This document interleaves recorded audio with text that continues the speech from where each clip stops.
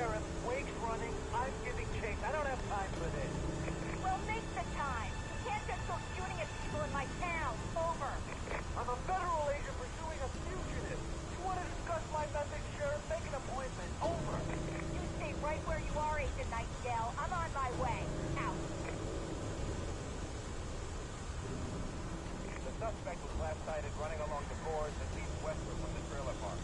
All units are advised that the suspect may be armed. Approach with caution. James out.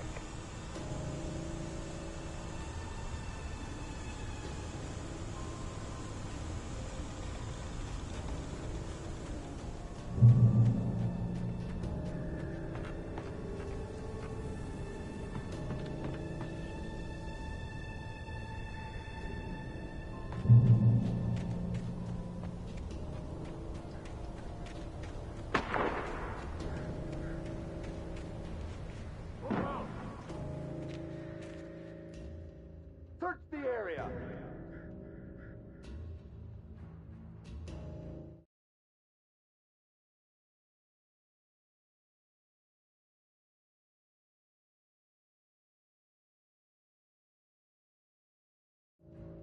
Stay sharp! This way! Over here!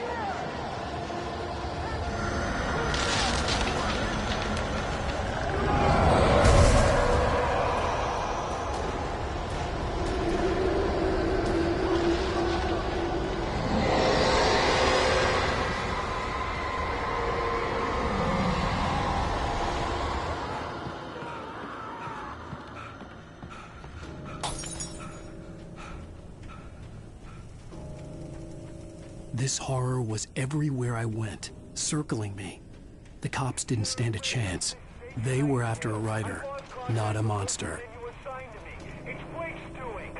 Wait, are you seriously telling me that geek writer just took out my deputies? Are you kidding? I mean, have you seen this guy? He wears a tweed jacket. Over. He's the guy we're chasing. If it's not him, who then? Bigfoot? Over. I don't know yet, but I'm not in the habit of jumping to conclusions. That tends to come back and bite you in the ass. Out.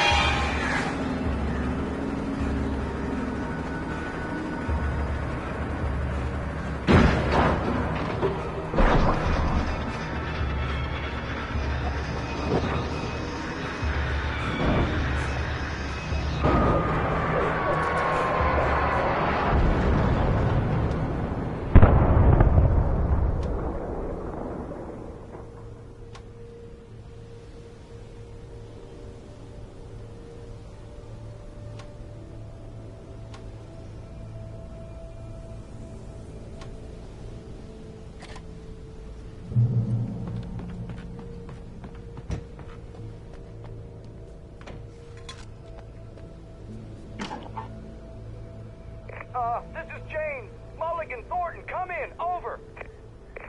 Thornton here. James, we got both Wheeler and Rose in custody. They didn't put up a fight or anything. But anyway, hey, what you...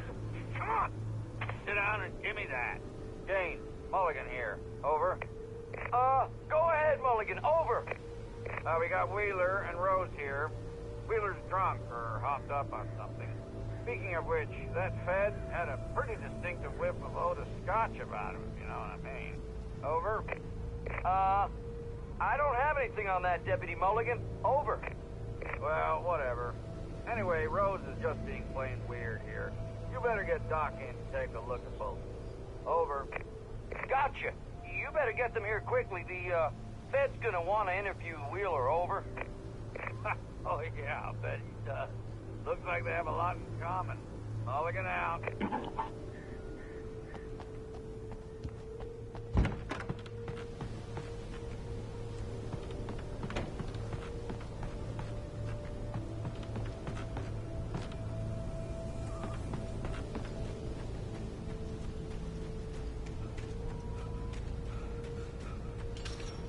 I imagined that the broadcast tower in the distance was part of the local radio station. Maine seemed like a decent guy. Perhaps he could give me directions to the coal mine.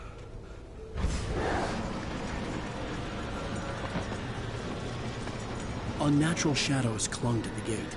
The darkness that was after me was trying to stop me. I wouldn't get through without a light. There was no power to the searchlight.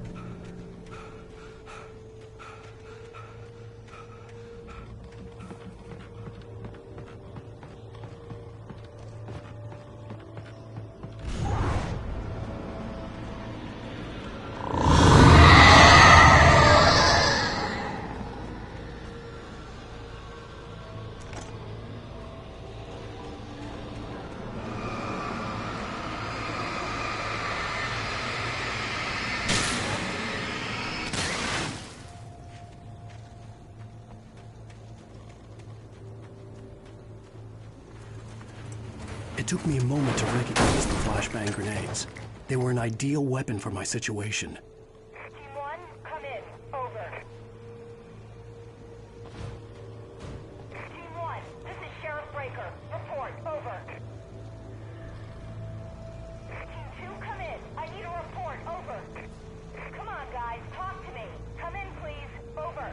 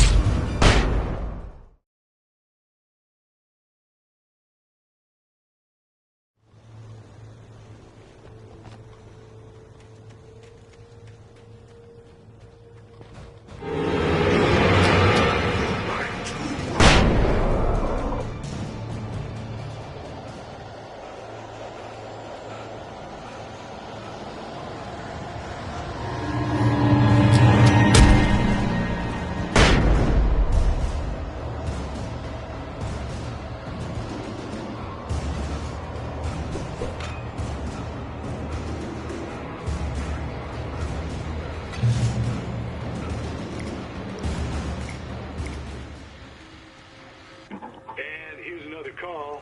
You're on KBF-FM with Pat Maine. It's Milt Peabody, Pat. What's on your mind, Milt?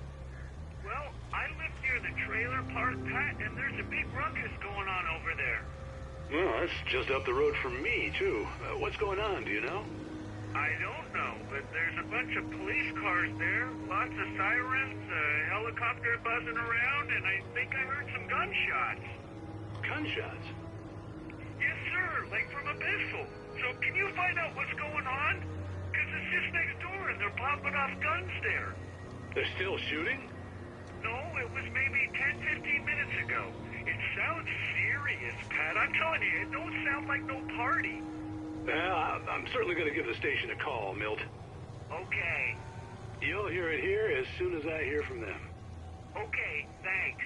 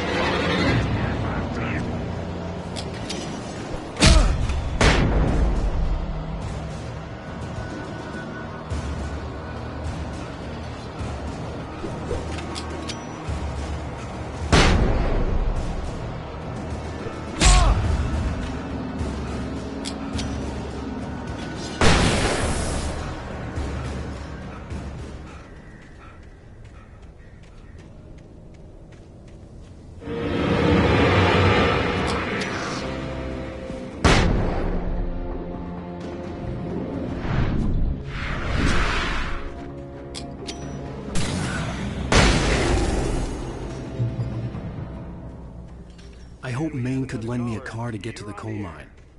Dad, it's Lorna Miles. Oh, hello, Lorna. What do you have for us? I just don't see why the cops bothered with the trailer park. What do you mean? It's a trailer park. Of course you're going to have trouble in a place like that. I mean, what do you expect? The sheriff should be helping us normal citizens instead of wasting resources on those people. Well, Let the try to sort themselves out. I'm sorry, but my granddaddy settled in Bright Falls in 1911. well, thank you very much for that compassionate viewpoint, Lorna. Oh, here's a little surprise. The famous writer Alan Wake just walked in. Folks, I'm going to see if I can talk him into an interview. Come on in, Mr. Wake. Oh, I'm so glad you could find the time to do this, Mr. Wake. Nowhere to run now, Dan Brown. You back away from me. Don't hurt her. Whoa. Everyone calm down. Put the gun down. We're all friends here, right? Cool your jets, Nightingale. We got him. Judas Priest! What the hell's the matter with you? There's a civilian in there.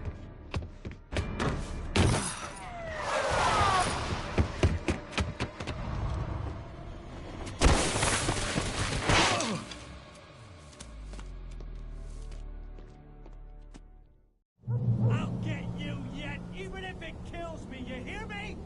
You hear me, H.P. Lovecraft? I had fallen off so many cliffs it was ridiculous.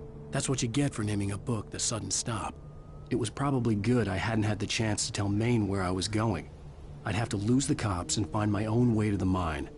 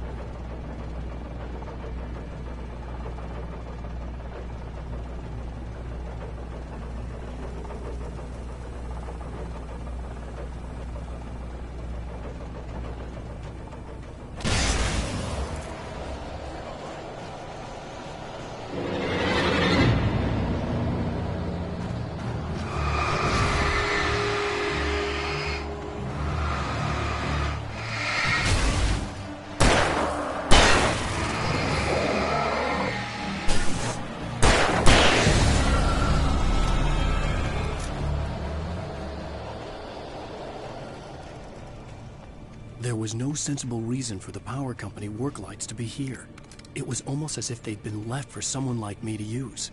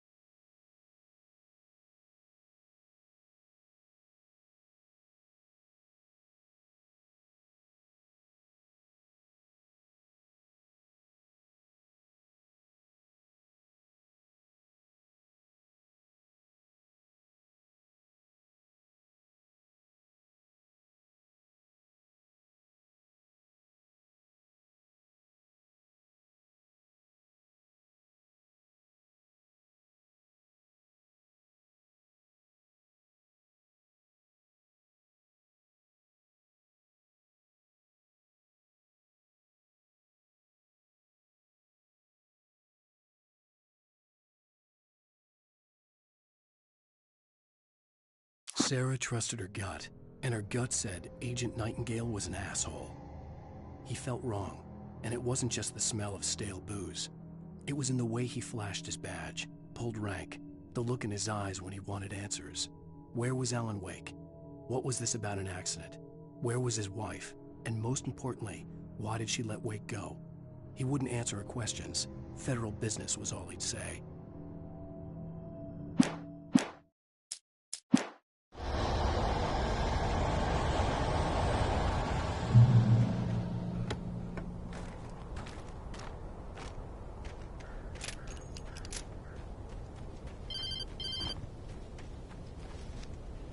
Hello?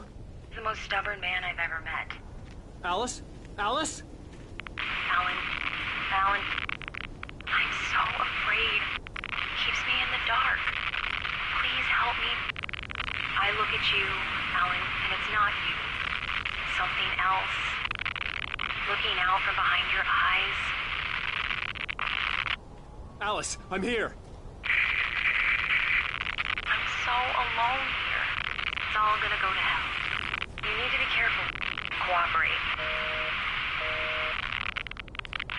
The connection had been terrible, but that wasn't the only thing that hadn't been right with the call. She sounded wrong somehow, but she had called me. The pipe wrenched itself loose from the bridge's steel framework. Wrapped in darkness, it floated in midair, twitching. For a moment, I didn't understand what I was looking at. The heavy object lurched at me with impossible force. I threw myself out of the way, but just barely. When I turned my flashlight on it, it shook in a dark rage before it flew at me again.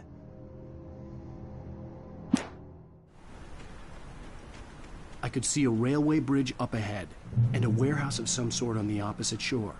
I hoped I could find a car from there.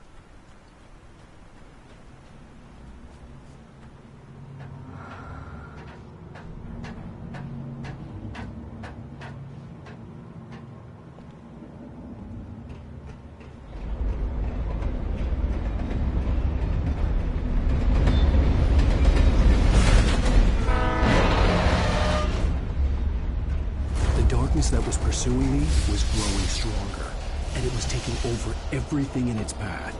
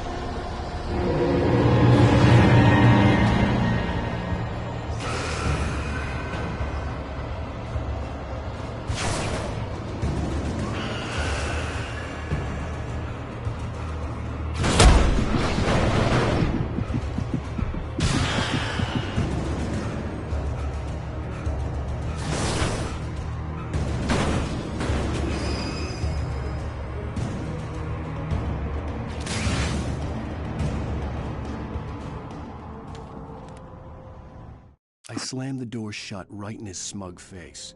He pleaded for me to open the door. True to form, the asshole actually thought I would obey. I had no sympathy left, no guilt either, not for him. I took a moment to savor the scream. I bet I had a smile on my face. It was all that I had time for. The dark presence was inside the lodge with me.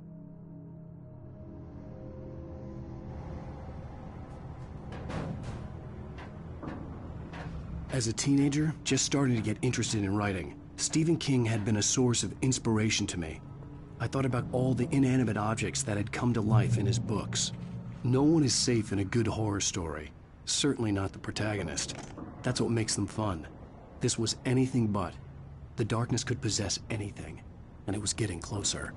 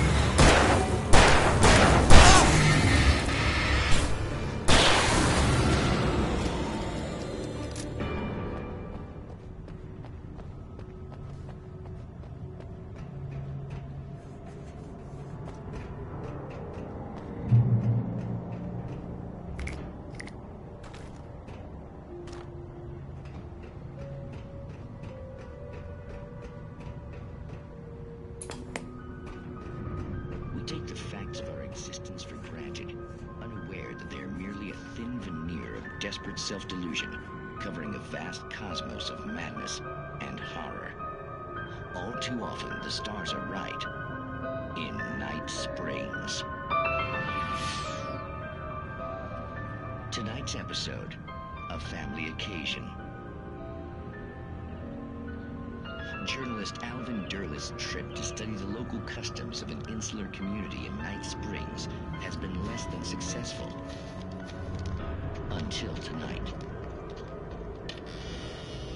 Well, I'm glad you changed your minds about this. Ancient customs, local mythology. My editor loves this kind of stuff.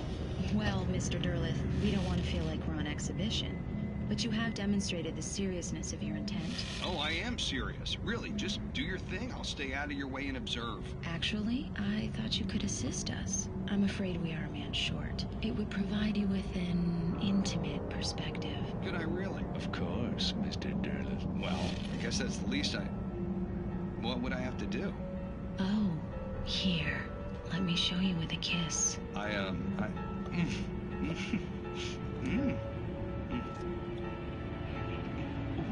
What did you...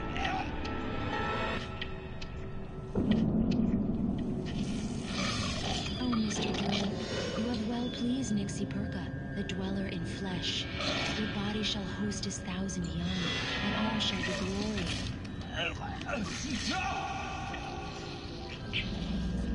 Shh, darling, be calm. Shh. Alvin Derlith learned a harsh lesson. If you go looking for mythology, it may come looking for you. And such quests always bear fruit. In Night Springs.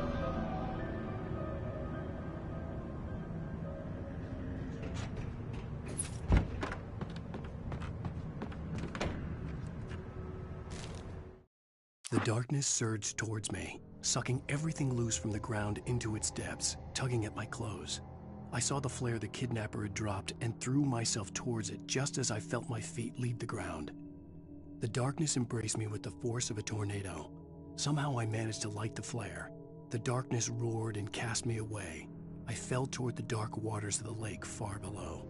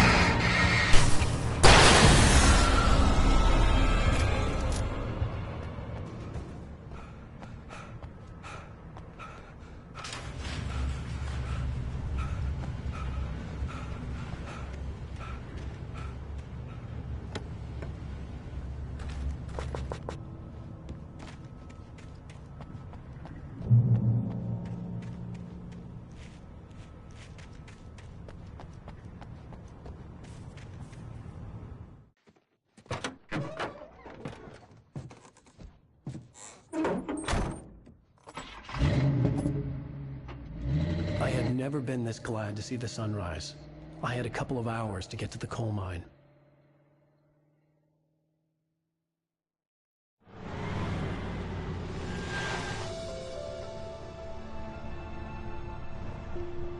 The coal mine wasn't far now.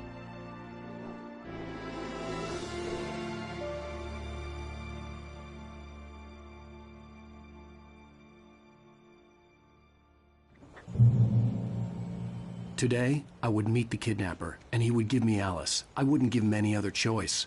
A drowning man will clutch at a straw.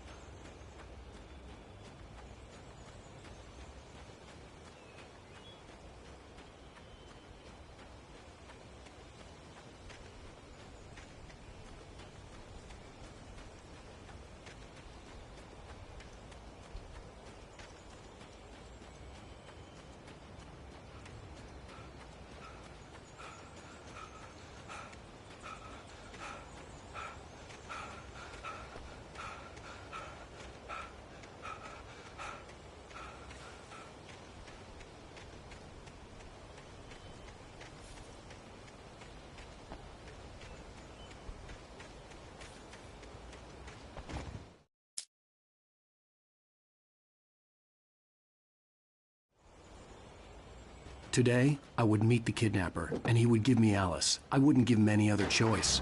A drowning man will clutch at a straw. Little by little, without realizing it, I'd come to believe that the story in the manuscript was coming true. The current of its narrative had taken me deeper and deeper into dark waters. Alice had been taken from me.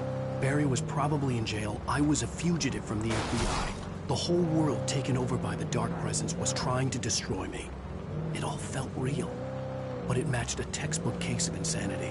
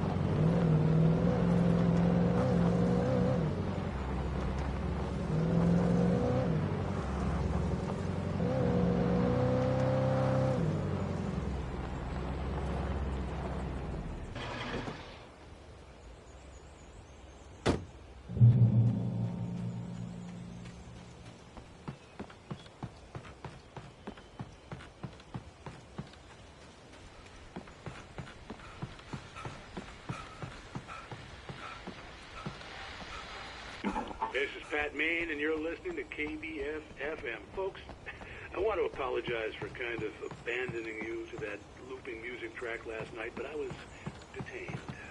You see, I encountered a big-shot G-man with an itchy trigger finger who could use a lesson in manners and a boot in the ass, not necessarily in that order either. Now, folks, I know I'm not being very informative here, and I apologize for that. I really should just keep quiet, but I'm just so peeved right now, because some people just shouldn't be carrying badges. I'm just glad that our Sheriff Breaker was there to straighten things out. And if someone I met last night is listening, let me just say, I'm sorry if my mouth got you in trouble. I'm pretty sure you're not the bad guy here. Godspeed, son. I hope you know what you're doing. Now, on a lighter note, I'll be talking to Dr. Nelson all morning. But first, a little music.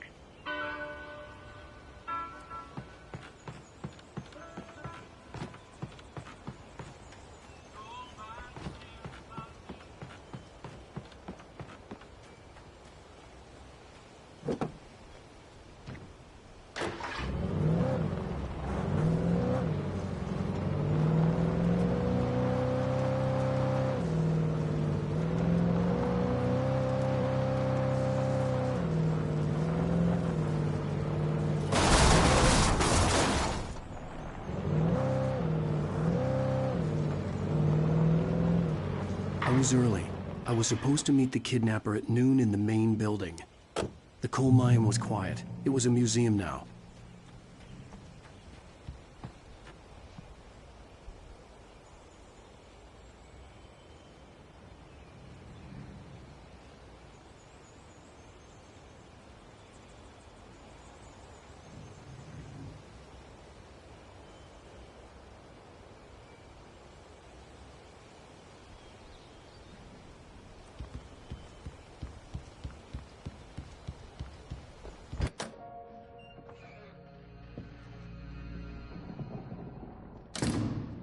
I didn't want to go outside.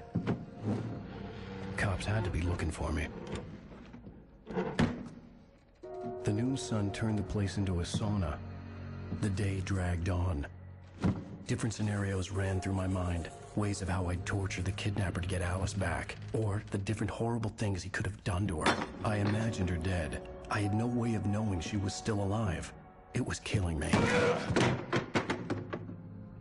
I was running on blind hope. It was all a waste of time. The bastard never showed up.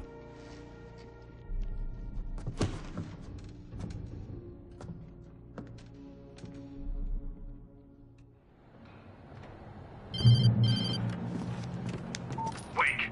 Where the hell are you? Change of plans. You know where Mirror Peak is? It's a big mountain north of where you are. You follow the path from the mine, you can't miss it. There's a lookout point there. I'll be waiting. I'm through being jerked around You by want you. to see your wife alive? Because if you do, you better watch what you say to me. Do we understand each other?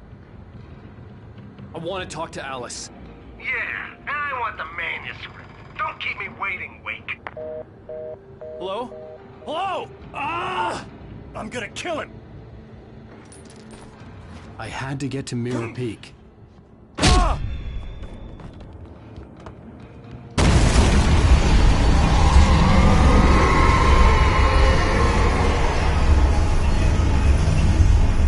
It was close. Maybe closer than ever before.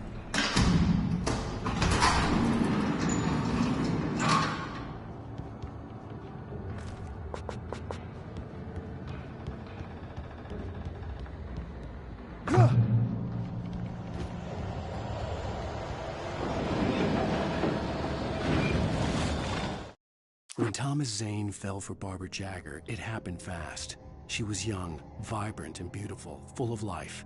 He had never been a very happy man, and without any seeming effort, she had changed all that. Zane felt good for the first time in his life. Everything she did was another piece of a jigsaw puzzle he hadn't even known he'd been missing. And best of all, she made the words flow, strong and sharp. She was his muse.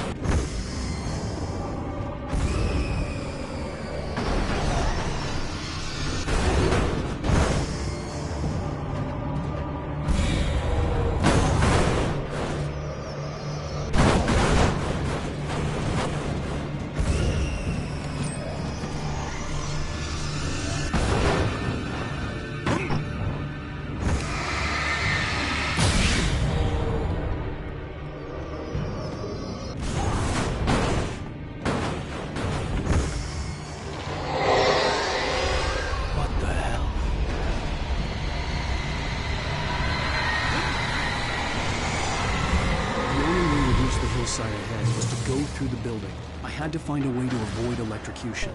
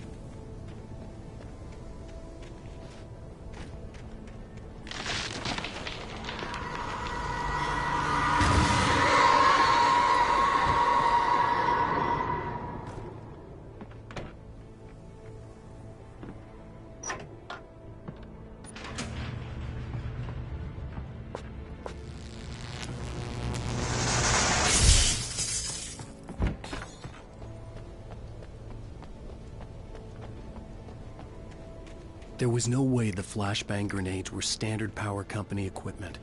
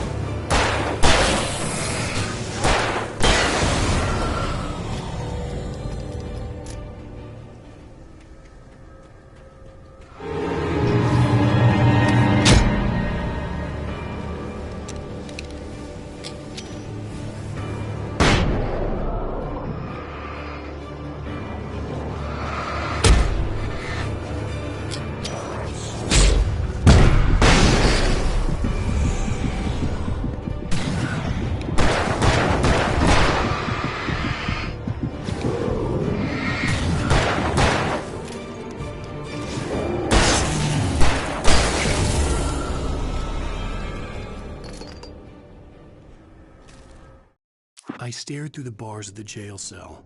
Barry stood behind me, swaying on his feet, looking as ill as I felt. Agent Nightingale stood on the other side of the bars with Sheriff Breaker. Nightingale had a stack of manuscript pages in his hand. He seemed unhinged as he gloated. "Well, I've got you now, Raymond Chandler. It's all here. All the evidence, including conspiracy to murder a federal agent."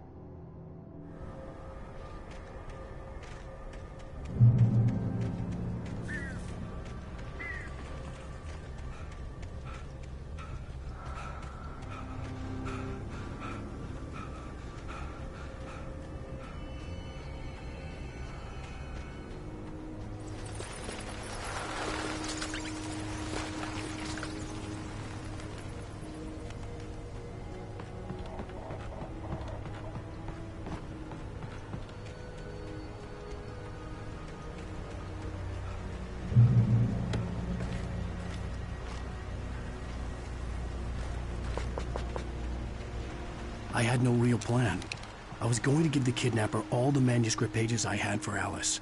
If that wasn't enough, I'd hold him at gunpoint and make him talk.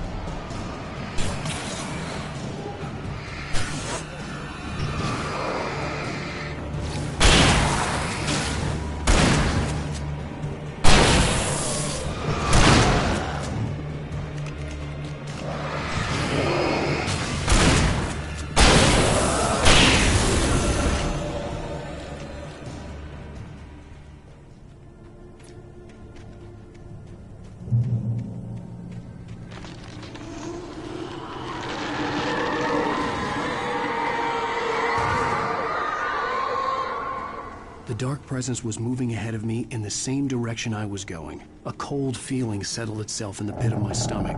Was it going for Alice? The graveyard shift may cause cancer.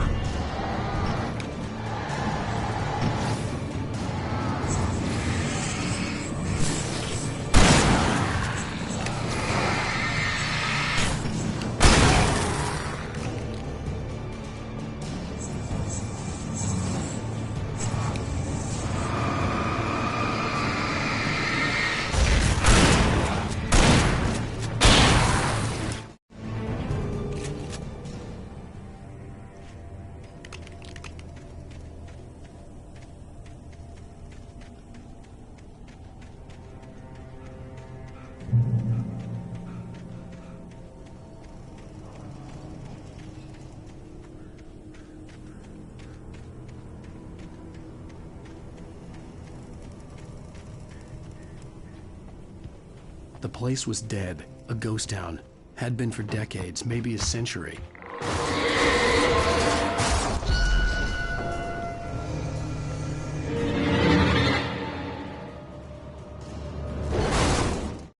Things were never as simple in real life as in fiction. I had lost count of the times I had wished there'd be a clear reason for my writer's block. Something to fight, something to lash out on. There wasn't. I was filled with doubt.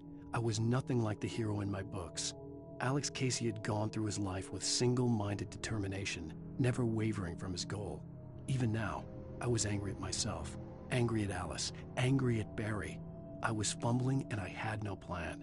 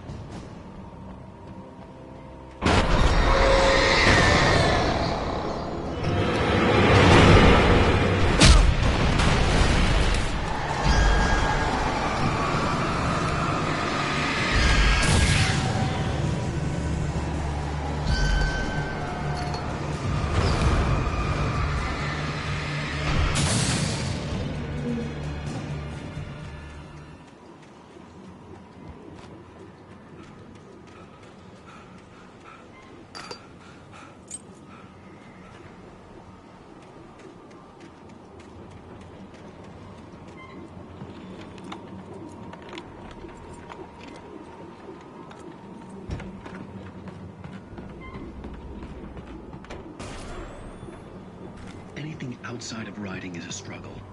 I feel ill. I managed to make my way downstairs. There's a shoebox filled with books and papers by Thomas Zane. It's very hard to focus, but I managed to read some of it.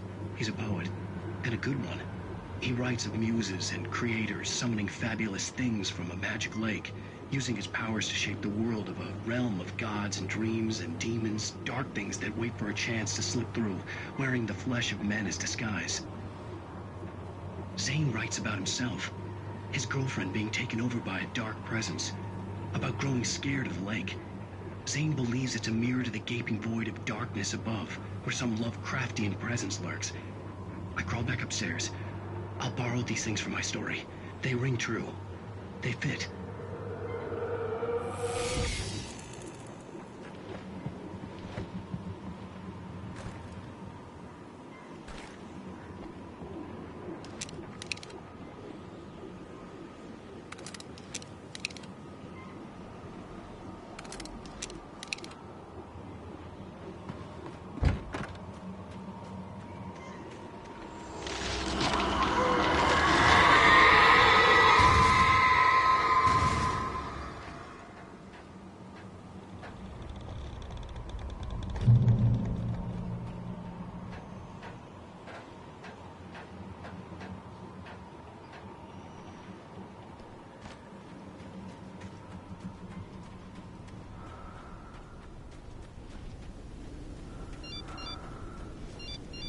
The kidnapper had sent me a text. The message was full of spelling errors and insults.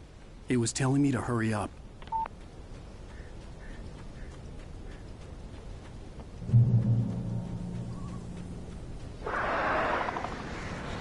Birds.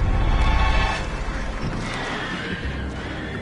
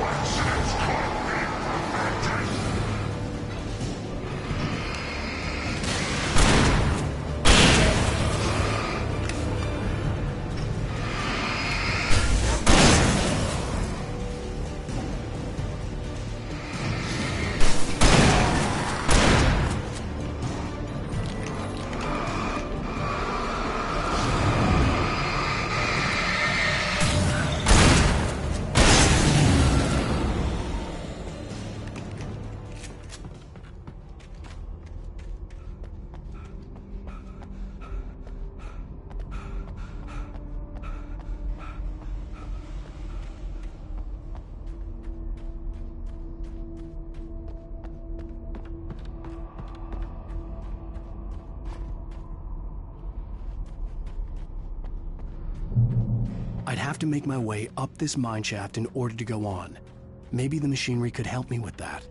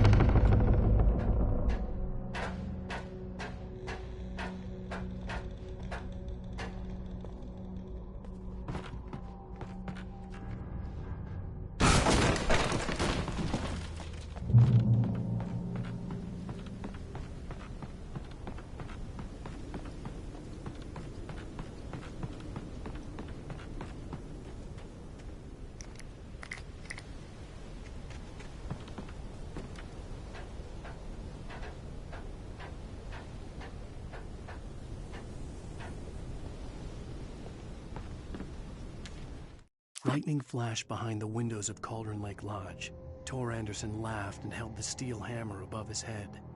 Nurse Sinclair was trying to calm him down without success. Tor grinned madly and shouted, "My hammer's up. Here's a friendly poke from Mjolnir, wench." He brought the hammer down with all his might on Sinclair's head. "We're on a comeback tour, baby."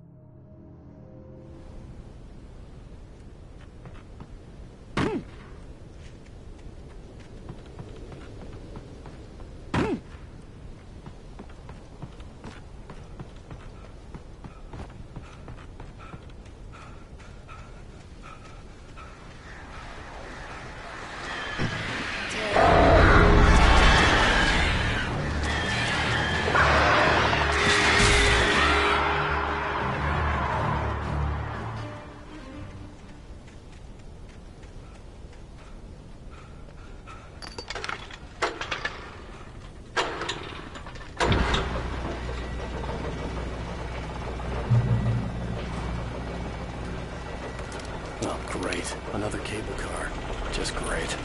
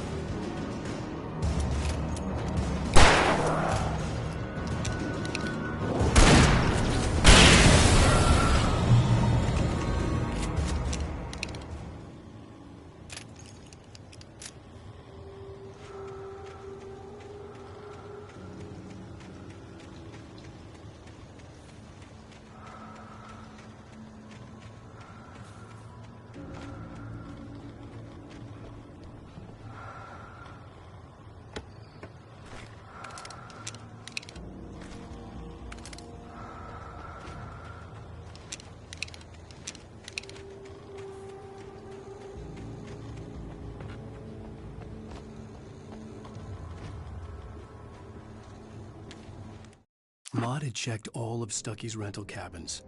There had been no sign of the Wakes. It was dark when he'd found their car parked at the end of the road by Cauldron Lake. It made no sense. They must have taken a wrong turn, but there was no sign of them, and the car had been there for hours already. Frustrated, Mott stood on the rotten ruin of the footbridge that had once led to Diver's Isle before it sank beneath the waves years ago. The boss wouldn't be happy.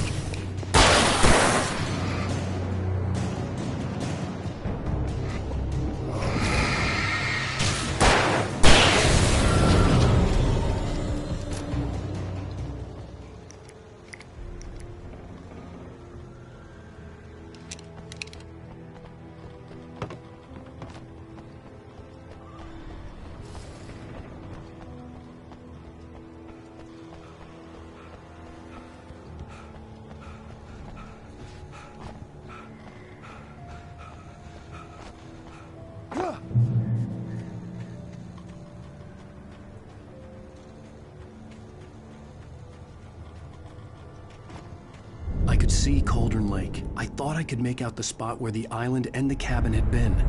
There was a light near it. It had to be a boat.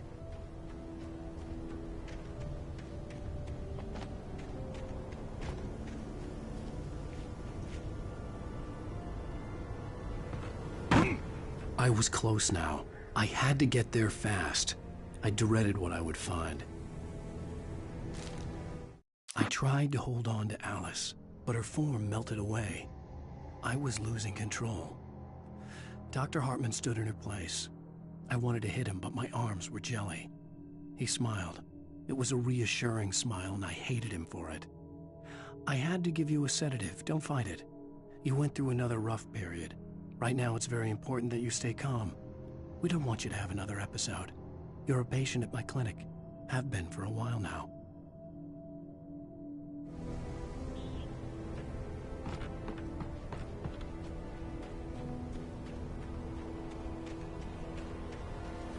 Wait! Are you? Wait! Hey, I'm here! I'm coming! No! Get away! Sorry. Please, lady. The boss didn't know who he was messing with. I didn't know. I swear, I didn't know. We don't have a wife. We don't know where she...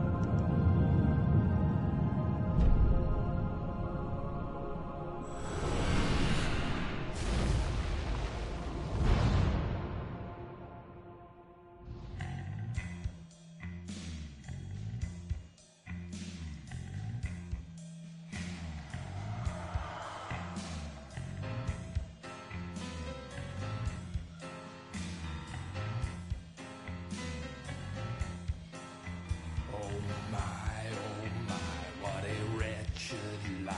I was born on the day that my poor mama died. I was cut from a... Previously on Alan Wake, I'm hunted by the law. Sheriff, Wake's running. I'm giving chase. Are you seriously telling me that Ryder just took out my deputies? A thriller I supposedly wrote is coming true. The genre of the story seems to be shifting. It's turning into a horror story. I was told that Alice had been kidnapped, but that was a lie. We don't have his wife. We don't know where she is. Her purported kidnapper was eaten up by the dark presence before it attacked me.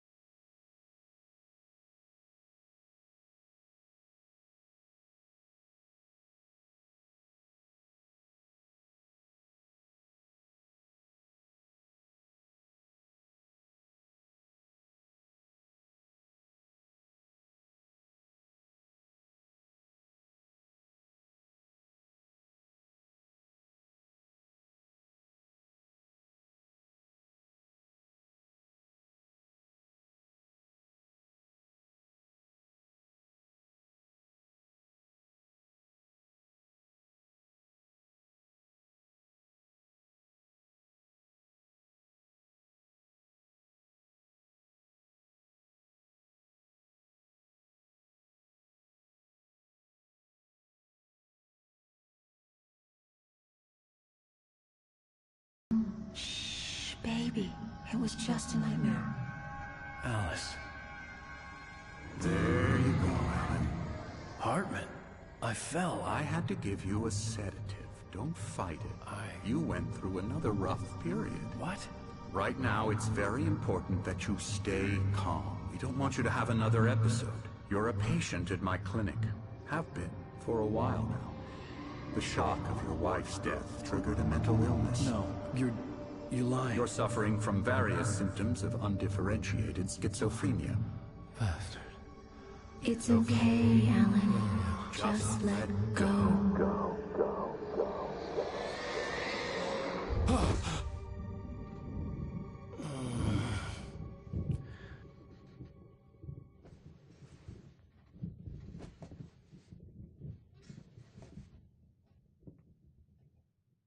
I felt groggy.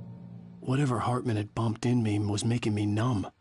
I felt like this was happening to someone else. Someone I was watching on television. I couldn't think. Couldn't focus. There were only empty sheets of paper here. No manuscript pages.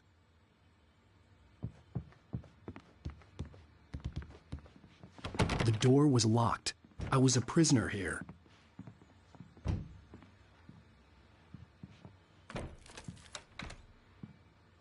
Good evening, Alan. Are we feeling better now? Feeling calm? Yeah. I see you brought your pet gorilla with you. So sure, I'm calm. I get the message. Loud and clear. Why, right. That's the spirit. You're being very brave, Alan. I understand you're confused. I would be more concerned if you weren't suspicious of me. I don't blame you for it. Big of you. Now, why don't you come with me?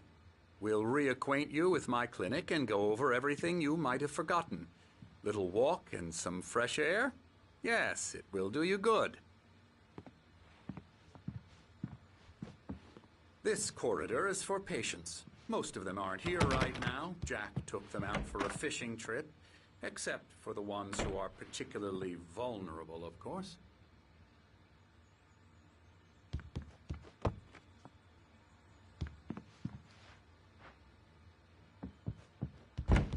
I encourage creativity as a part of the recovery process here at Cauldron Lake Lodge.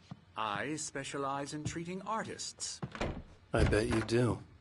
Splendid, Alan. I honestly believe we can get this thing under control if we work together. This way, Alan.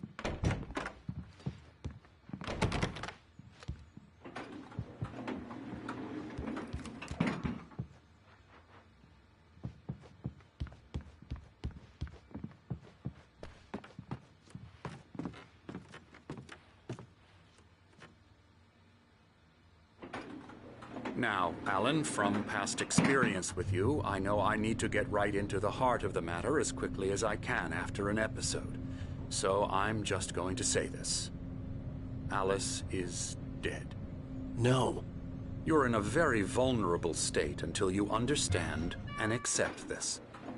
Alice drowned, and you couldn't face that.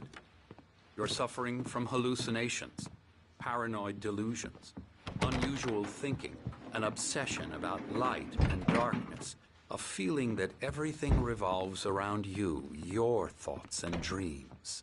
Your mind has constructed an elaborate fantasy scenario in which your writings are affecting reality. She has been kidnapped, and supernatural forces of darkness are trying to stop you. We go this way, Alan. I wasn't ready for another shot, so I went along with it. He had to be lying. But under the influence of the drug he had given me, I had to fight not to believe his words. It's all in your head. You've been making it up. Apart from the tragic accident with your wife, no one has been killed. Your delusions are just a manifestation of your subconscious mind trying to protect you from the too painful truth. Unless we fight the fantasy, it will return. I know the instinct is to resist me, but think about it. Doesn't this make far more sense than the insane supernatural conspiracy you have concocted in your mind? You're a skeptic by nature, Alan. We both know this. Everything can be explained logically.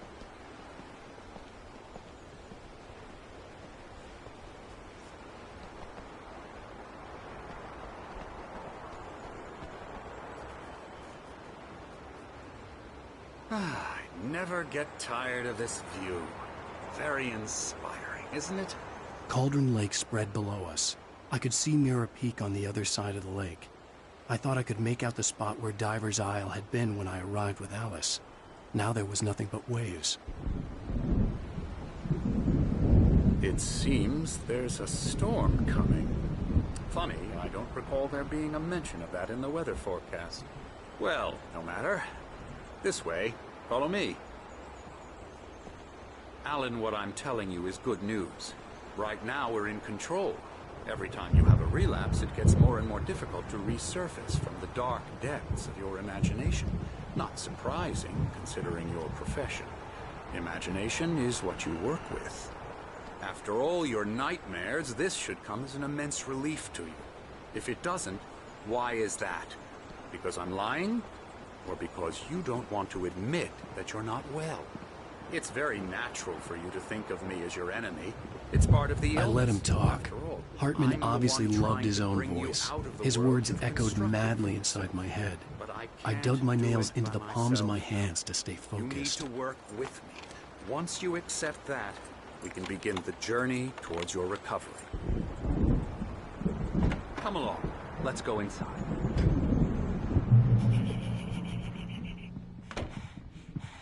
Here's the entrance to the office wing. That's for staff only. You were impressed by my trophies when you first arrived here. I do love to hunt. The great outdoors, man versus nature. It's wonderful stuff. Pretty damn wonderful, yeah.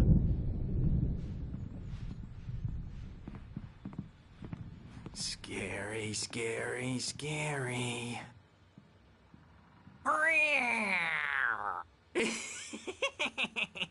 Emerson.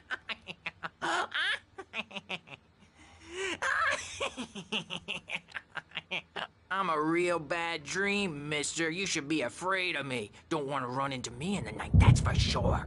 Please, Emerson. Mr. Wake is confused enough as it is. Yeah, you'd like me to go away so you won't be scared. But you can't just decide what kind of dream you have or when you have it. Emerson. Okay. Sorry. Boo.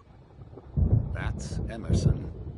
We're actually making some progress with him, I'm happy to say. He works on video games. Ooh, yeah. It's trash, of course, but it does I'll get involve him some to the head. small creative effort, which makes him receptive to my therapeutic methods. No kidding.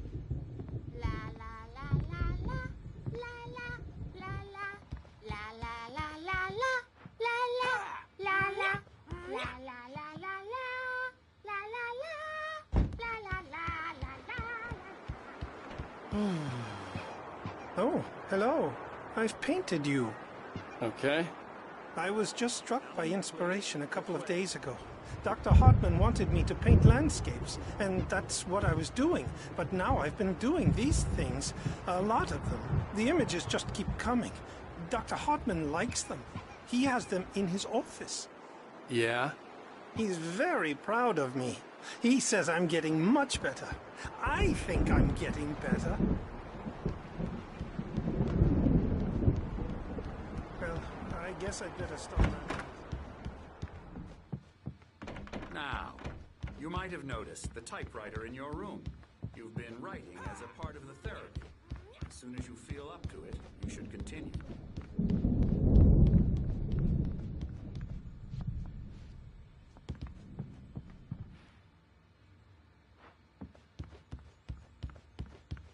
Hartman had mentioned that the power had been acting up. Maybe that was the reason for the generator and the work light on the balcony. The generator hadn't been activated, and there was no key.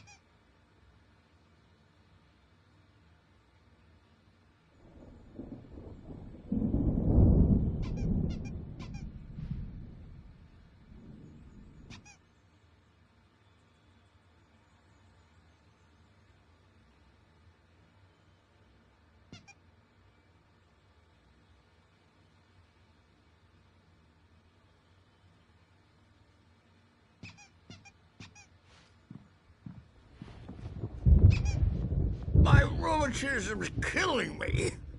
There's a storm coming. Oh, what a storm. I hope it wipes this place off the face of the earth. And these two are the Anderson brothers, Odin and Thor. They had how should I put this?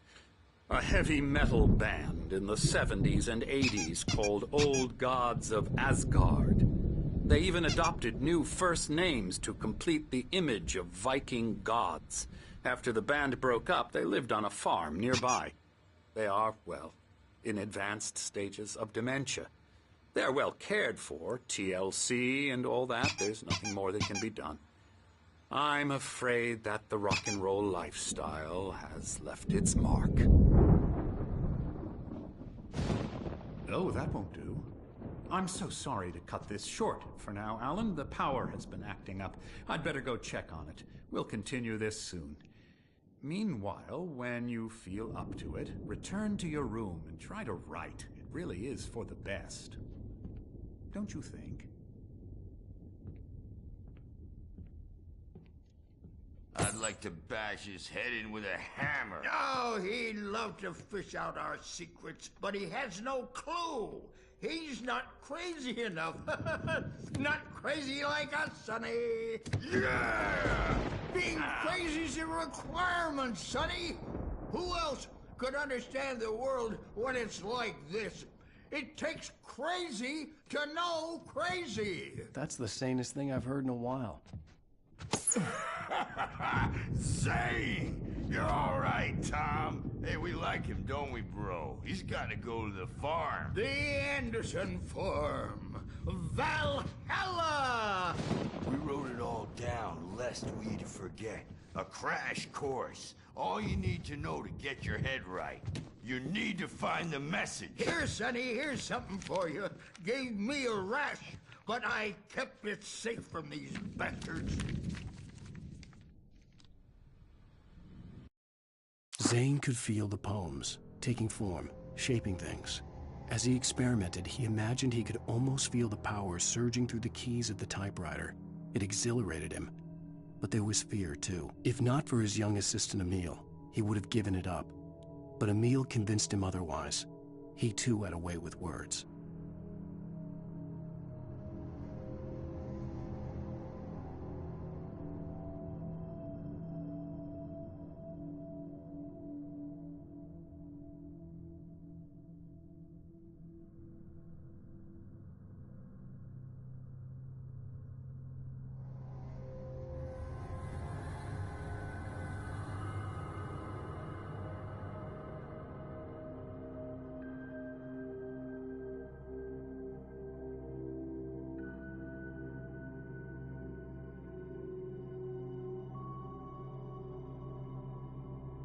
My head was clearing up, or according to Hartman, I was sinking back into the fantasy. I was convinced he was lying to me about everything. Crazy or not, the Andersons made more sense. Tom, got any booze on you? Yeah, no. Sorry, we have guys. a stash of the special stuff at the farm. Our own formula. Local ingredients. Medicine clears your head right up. Makes you remember like moonbeams on the brain. Oh, I just noticed. Leather patches on the elbows? That's not very rock and roll. Tom just lost is all. Baba Yaga got to him too, the damn witch. She used us all. Taken from all of us. Took my thunder, the witch. And my ravens. What were they? Memory and thought, the hag. She took something from you too, didn't she? That's what she does. We're better off. This place, the lake, it gives you power. If you're a creator, an artist, God. Nightmare shifted in their sleep in the darkness of the lake. Yeah, that's the one. She makes sure it comes out twisted and wrong. Just ask the lamp lady. She knows what happened to that other writer. She's been using you, boy, and you let her. You went and opened the door for her, didn't you? Now, it was already open a crack. And whose fault is that? We're morally corrupt, disease-ridden, old and stupid. Doesn't mean he had to open it all the way, goddammit.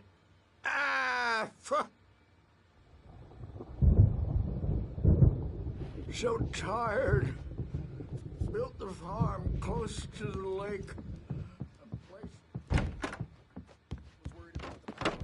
He's checking on it now. Yeah, good thing he's not overreacting or anything.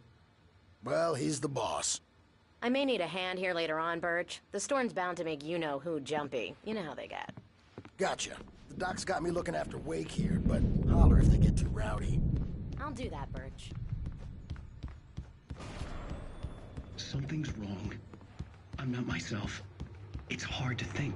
There's a shadow inside my head. I can only focus on writing. Everything else is a blur. I'm trapped in this cabin. Have been for days, but it's always dark outside. My editor is real. I saw her again. She's not human. It's not human. A dark presence is wearing the old woman's face. She was covered in clinging shadows. There's a hole in her chest where her heart should be. I think I've made a horrible mistake. I don't think I'm any closer to saving Alice. It's been lying to me, using me to get the story it wants, and the story will come true.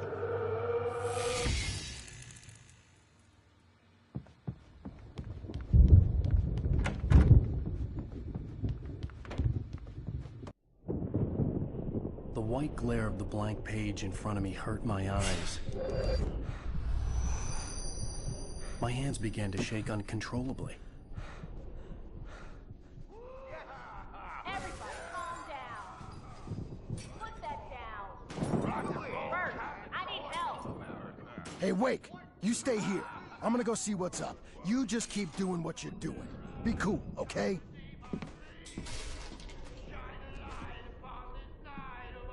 I didn't know what the chaos was all about, but it could be my only chance of getting out of here. Where the hell did he get it there? I don't know. Here's a friendly poke from Mjolnir, wench! Oh, afraid of the crazy brothers, are ya? Not so weak now, are Sinclair we? looked bad. That wasn't a love tap. The crazy old fart hit her hard. If she was one of Hartman's goons, she had it coming. I could get the key to the office wing from Sinclair. I had to get to Hartman's office. He had taken all my manuscript pages. That's where he'd been keeping them. I'm taking it. We're on a comeback tour, baby. Come out and face the music, Birch. It's time to pay the piper. Hammer's Way will have its city rise up in their name.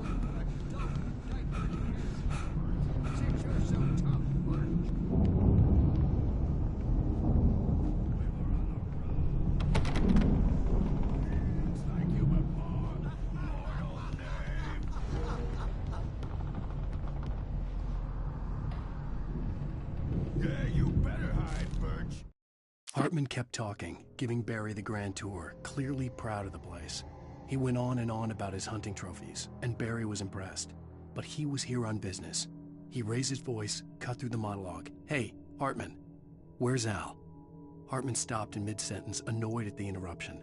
He nodded at the hulking orderly standing nearby. The man smiled and clapped a practiced hand on Barry's shoulder. My wrath will break you. He's probably kidding, Birch. He's got a great sense of humor. Just ask Sinclair. The photo on the wall caught my attention. In it, the clinic staff was standing outside the lodge. I knew the man next to Hartman. He was the kidnapper. Hartman had been playing me all along. The markings on the tape said they were recordings Hartman had made at the sessions with his patients. I saw Alice's name on one of them. For a moment, I couldn't breathe right. Hartman wasn't happy. Mott could see it in his eyes. He quickly lowered his own. He had made a mess of it, and he knew it. The shame of failure was hard to bear. He hadn't expected Wake to say he needed more time, and he blurted out 2 days, less than Wake had asked for to show him who was in charge. but that wasn't part of Hartman's plan.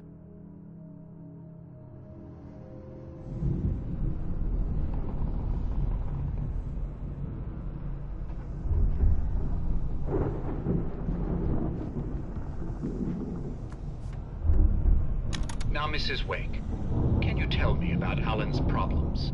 He's more and more out of control all the time. The parties, he's so angry all the time. He's getting violent. Do you mean with you? No, not with me. No, never. Sometimes I almost wish Alan would take a swing at me, because at least that'd lead to a conversation he couldn't just march out of. But no. Alan doesn't really sleep. And the work, well, he's not writing at all. He sits there for hours and just gets more and more frustrated. And I can't talk to him. Yes. Tell me, Mrs. Wake, what would you say to him if he'd listen? I don't know. I want to say, I look at you, and it's not you. Just some stranger who resembles you. Looking out from behind your eyes, and I don't like that guy much. And now it's all gonna go to hell. But you don't ever say this. No. I've tried, but he's not listening. He's too deep in his own problems, always going on about something else. I'm so afraid I'm gonna lose him, and we're not even talking anymore. He doesn't let me in anymore. He just keeps me in the dark. I'm so alone here, even when he's home. Please help me, Doctor, because I'm at my wit's end. Well, if you can just get him here, I'll absolutely do my very best. Yeah, but Doctor, you need to be careful with him. He's not just going to listen to you and cooperate. He's the most stubborn man I've ever met. Well, I'll be sure to bear that in mind. Hearing her voice, what she was saying made me happy and sick and guilty all at once. Worst of all, I recognized the words. The phone call from her. It had been a cut-up of this. Just a recording. Hartman, do you hear me? I'm gonna sue your crazy quack ass to shreds! Seriously! Do you have any idea Barry? how much... Ow! About time! Barry, man, am I glad to see you. We need to get to Hartman's office. It's right next door. You okay? Yeah. I mean, no! The cops found me at Rose's trailer, but they didn't hassle me too much. I'm obviously a victim in this, and I demanded to be treated as such. Or else I'd sue their asses. Speaking of asses, that vet gave me a real hard time, but I had no clue where you were. That guy's crazy, Al. But he let me go, and then I get a call from Hartman, that son of a bitch, who tells me you're here, and I should come pick you up, but when I got here, 2 goons clobbered me and stuck me in there. What's with the cutout? I stole it from the diner to piss off Rose after what she did to us. That'll teach her. Yeah, that's a harsh punishment. Come on, pal, we gotta get going.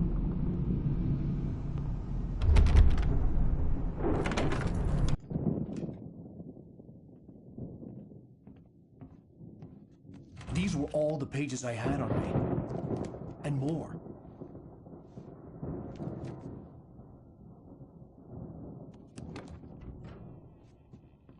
Alan, please. You're sliding back into the... Tell me one more lie and I'll shoot you in the face. Ah, well, it was worth a shot. Really, Wake, come on. Let's work together on this. You have no idea... Hartman, shut up! Barry, get out of here. I'll catch up with you. Get a car. Oh, Al, let's just... Go! Wake, listen to me. This is a mistake. Don't you see? Together we can create something absolutely wonderful. With your ability and mine.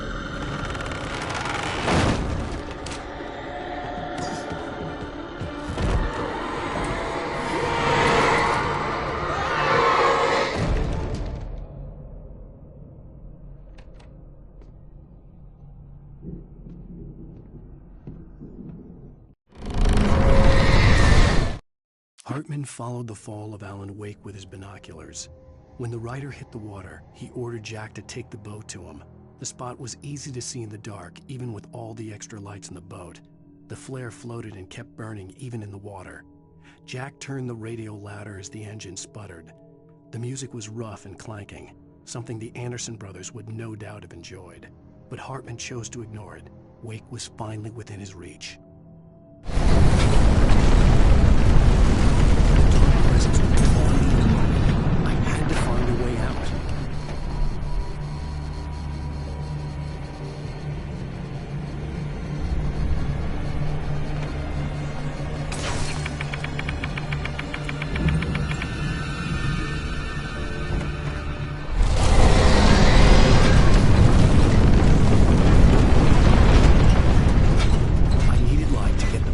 Bookshelves out of my way.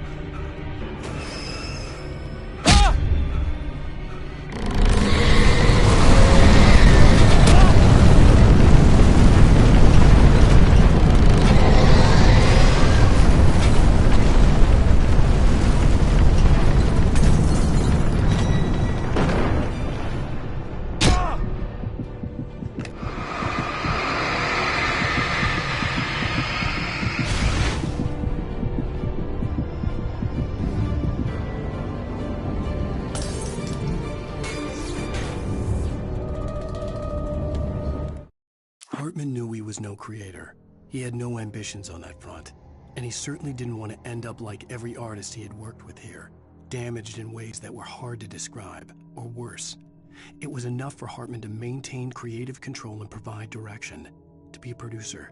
That was what most of these people were in need of anyway. Of course, suitable subjects were few and far in between.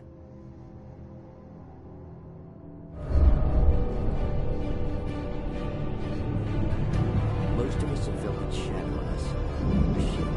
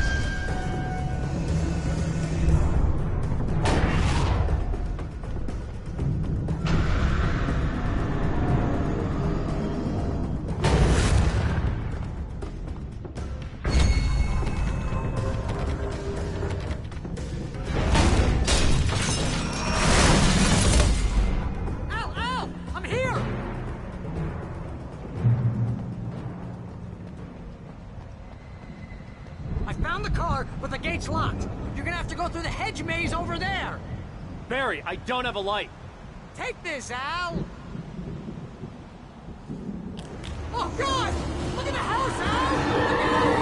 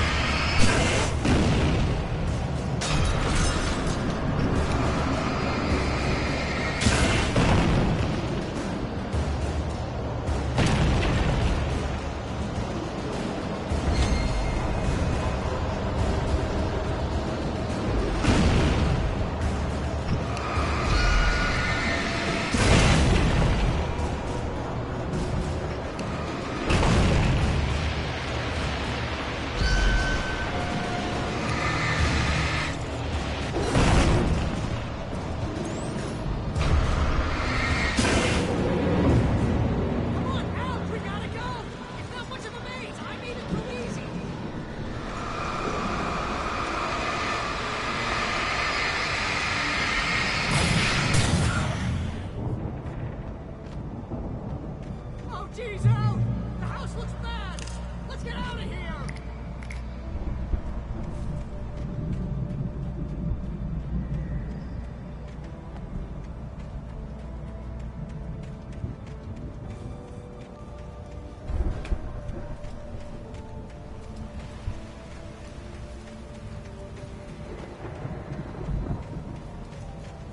Al, hurry up!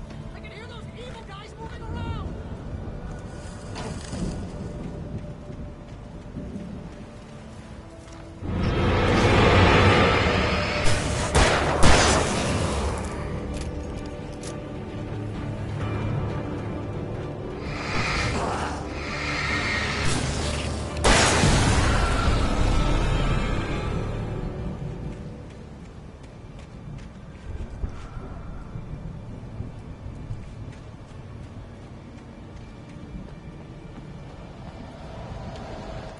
I stared at the Viking paraphernalia that littered the area, surrounding an unlikely centerpiece. A full-size stage complete with an impressive sound system with all the trimmings, including a dragon. It took a special kind of crazy to build something like this in a remote field. When the sky split open with a deafening boom and the music started blasting, it felt strangely appropriate.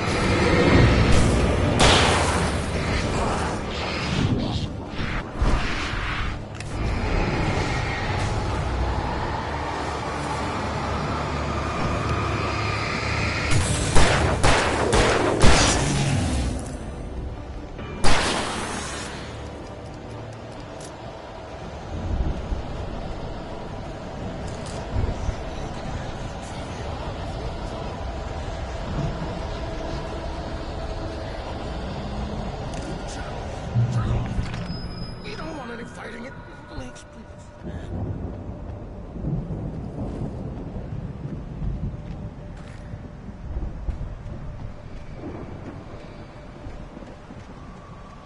You get 2 pills in the morning, and then you'll be nice and calm all day long.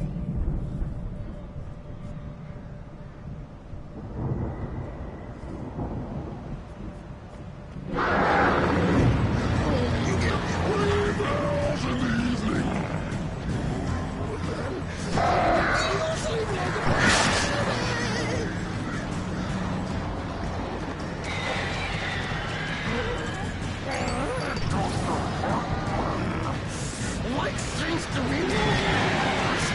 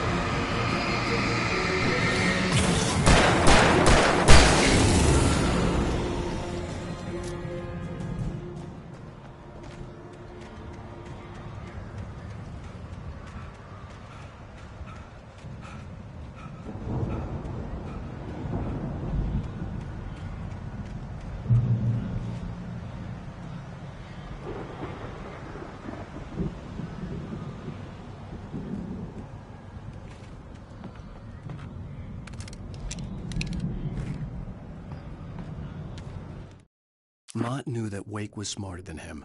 Wake had more money, a beautiful wife, everything. And Hartman said Wake was important. That made him better than Mott. But Mott was calling the shots now. He'd expected Wake to whimper and grovel, but instead, he seemed willing to fight. Mott knew he'd gotten under Wake's skin. If only Mott actually had his wife. The thought made him shiver.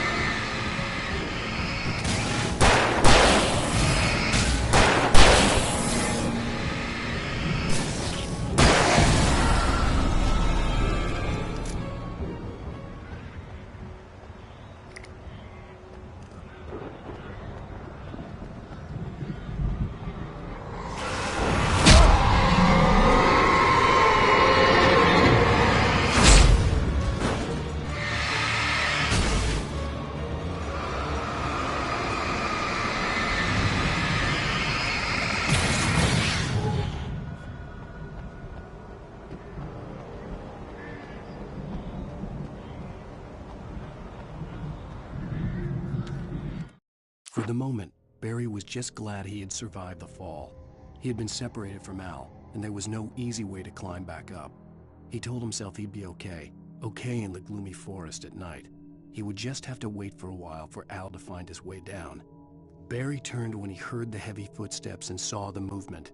The man-shaped shadow lunged at him from the bushes, an axe held high. Barry screamed and threw up his hand. The world exploded.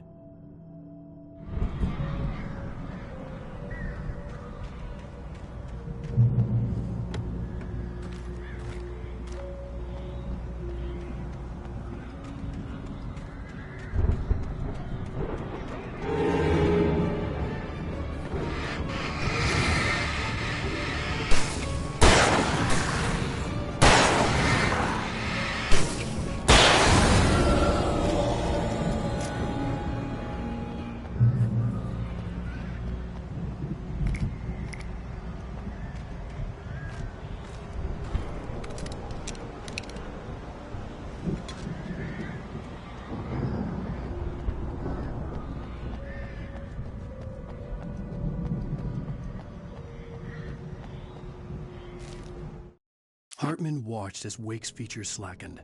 The man was bullheaded, no doubt. Even lying on the bed, he'd almost broken Hartman's nose the second time. But with a little time, he could break Wake down, give him proper direction.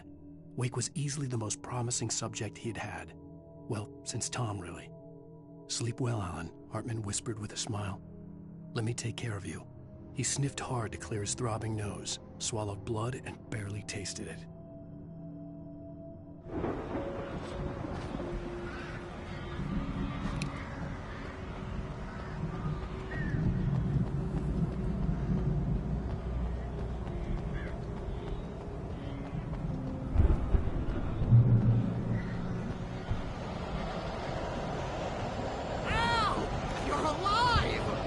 Let's get out of here.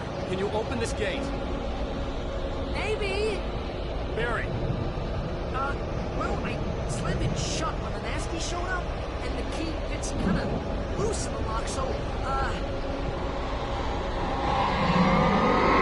Barry! I'll find it, don't worry about it!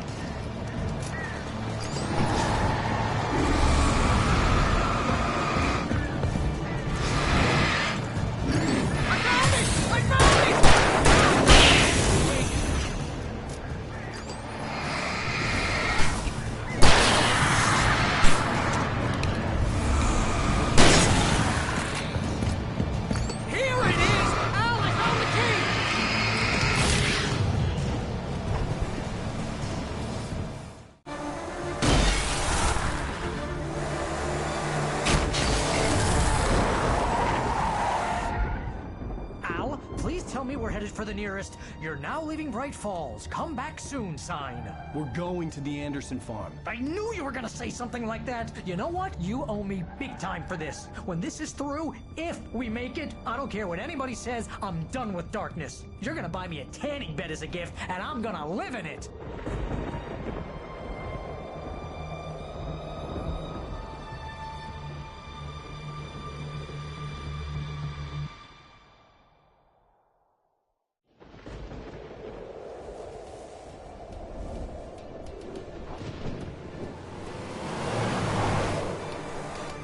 I'm crazy, but that's fine, Barry. Oh, you got that right, Al. You're barking mad. You are by far the craziest... But maybe that's inevitable when you deal with crazy stuff like this. It helps.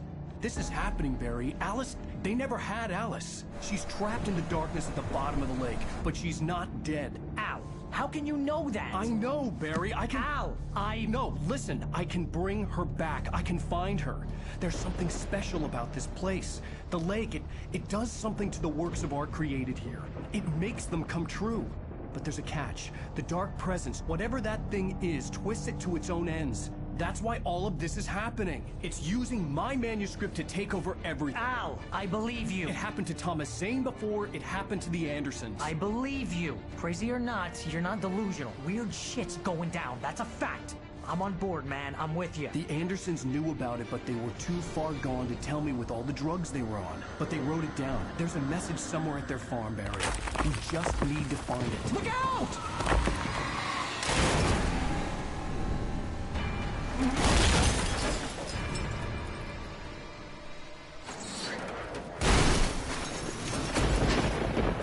Al!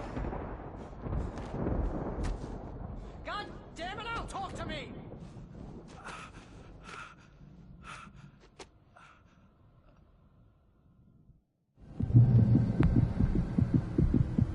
I had lost my gun in the crash. Barry was nowhere to be seen. Barry! Barry! Oh, man, you're okay! Jeez, it's good to hear your voice! I was trying to get out of the car, but the ground gave way! Man, what a drop! Don't worry, your cutout is fine. Forget that! Are you okay? I hit some bushes, didn't get a scratch! There's no way you can climb down, though. It's like a sheer wall. Ah! Al! There's something moving down here! Barry, it's a taken! Use a flare, Barry! Oh! Yeah! Barry, are you alright? I'm good, Al! I'm great! Guess you never mess with anyone from New York City before, find your way around to the farm, Al! I'll be waiting! Barry, just wait for me, okay? Al! I'm not staying here! It's suicide! I'm going to the farm! I'm gonna go ahead and secure the area. You can catch up. Don't worry about it. I'm on the case. Now he's Rambo. This would turn into a disaster if I didn't catch up with Barry.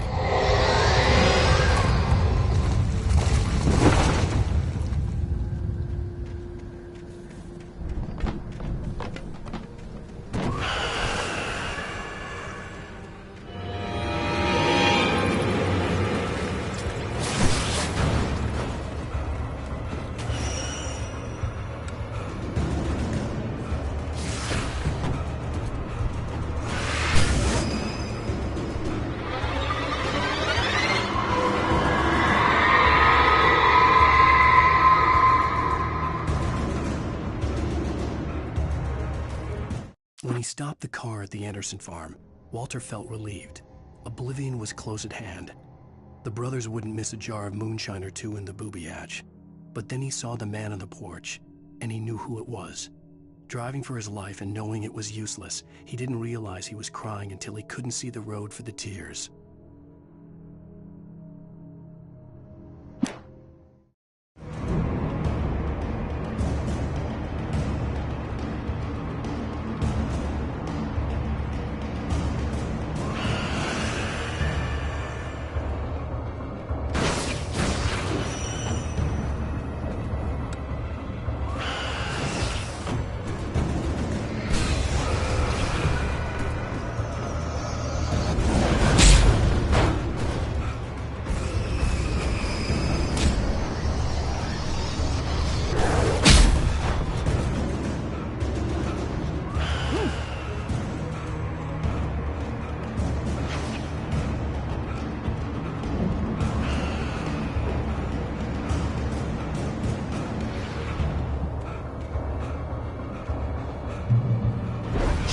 crawled over the gate.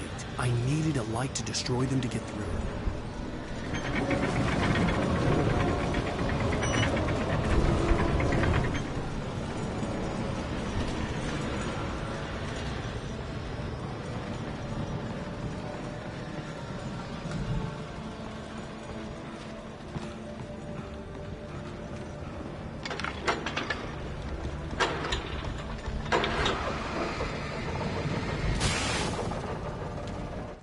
Agent Nightingale stared at the passed-out rider.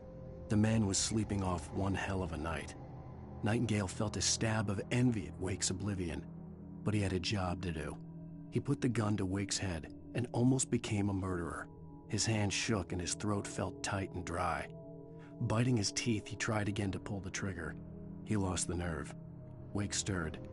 Nightingale would have to settle for an arrest.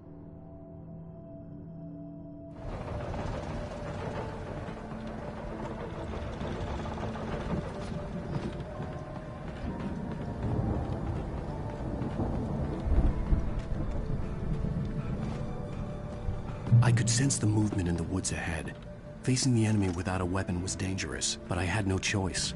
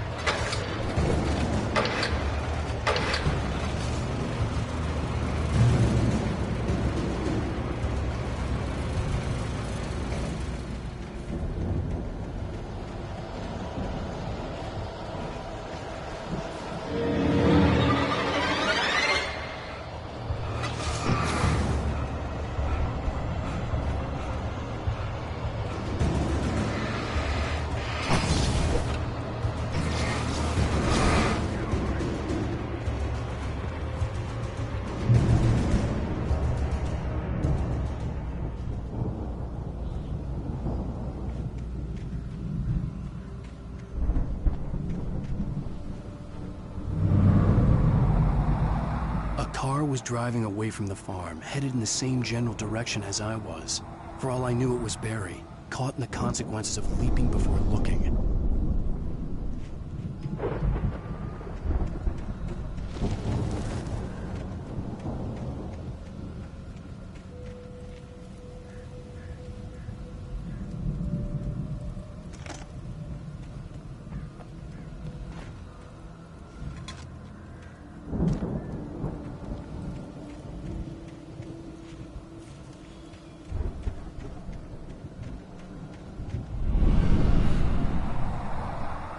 The car was heading for the cabin up ahead. It wasn't far. If it was Barry, I would see the damage soon.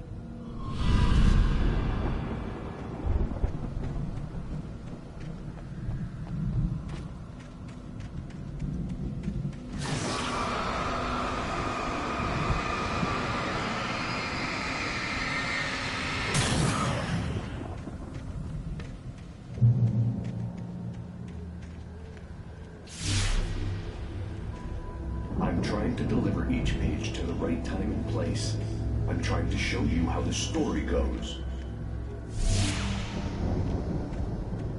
I had seen glimpses of the light before. I had seen it in my dream. It was a strange spaceman or a diver in a bulky suit. He was the one who'd been placing the pages on my path. The dark presence followed the choreography laid out to it in the manuscript, growing stronger and stronger, moving like a storm from one scene of destruction to the next. But it was still bound to follow the story and chained to the dark place it came from. When the story reached the end it longed for, it would finally be free.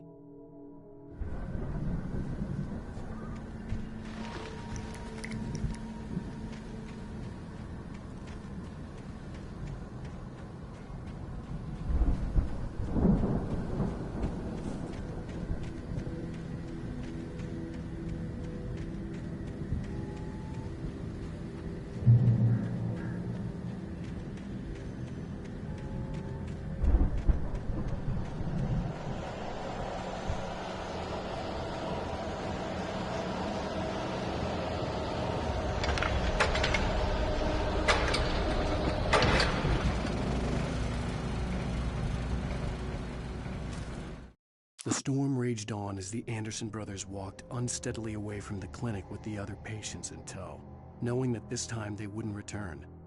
The darkness around them seethed with horrors, but Tor and Odin were unafraid. Their eyes glinted with guile.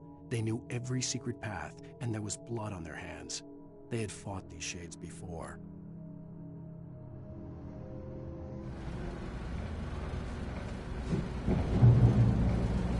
Someone had left a gun behind. Now I had a fighting chance of reaching the farm.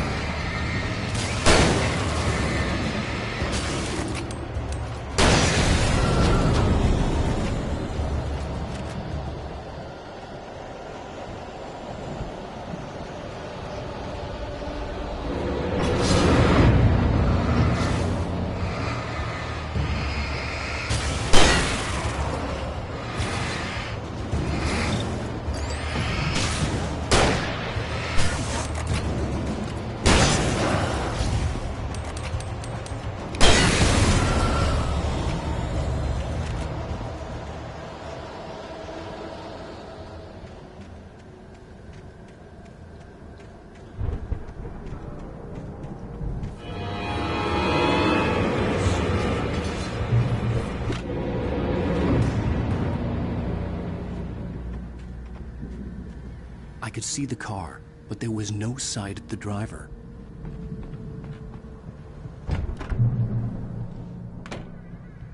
Hello? Anybody here? Barry! No! Danny, you're not! Please! What are you? No! Don't! I'm sorry!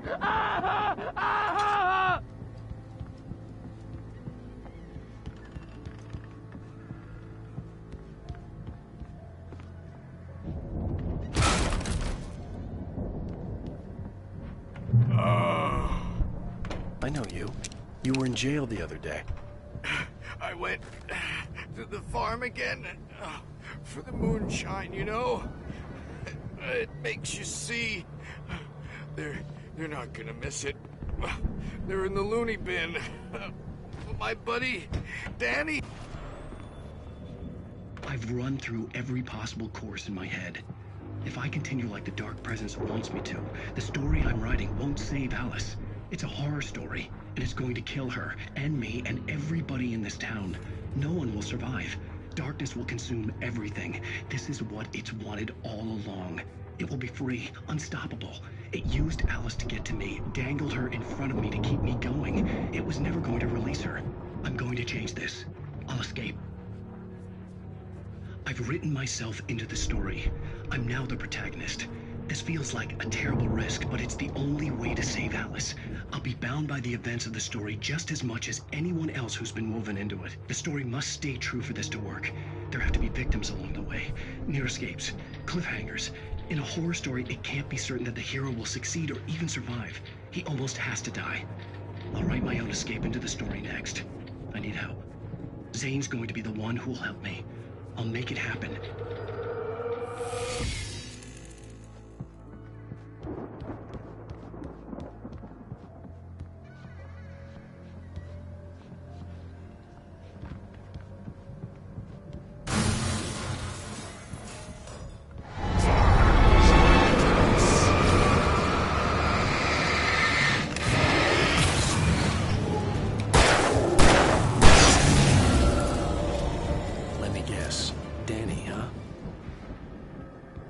front door was locked.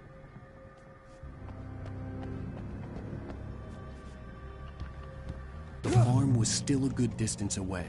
I'd need a car to get there fast. If Barry wasn't up here, he was probably in trouble down at the farm. For a moment, I felt bad for doubting him. After all, I made it this far myself. But Barry was Barry.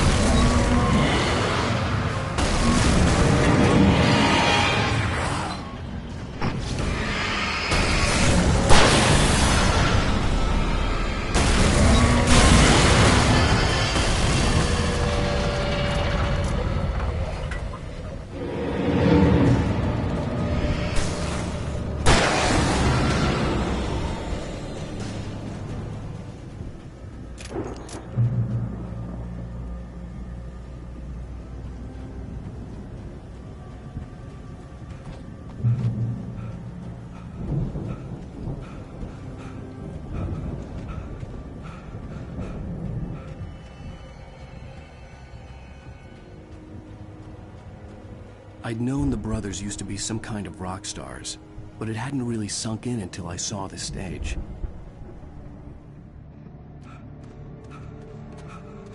Al!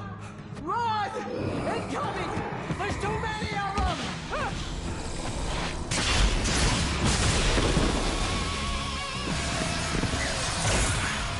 God damn!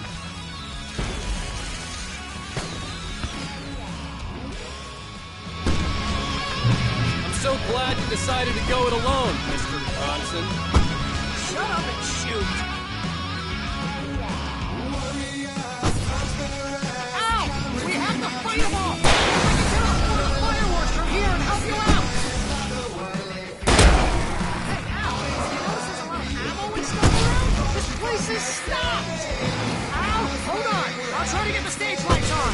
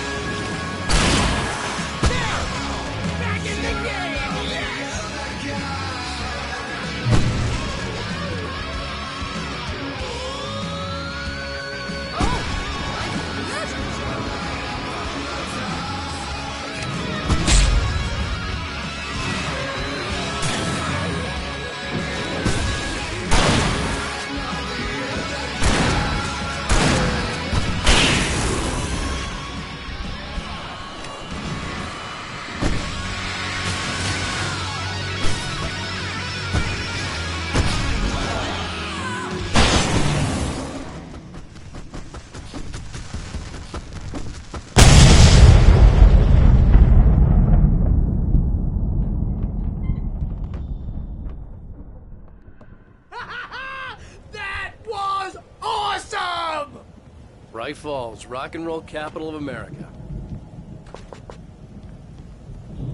Hey, Al! This way to the farm!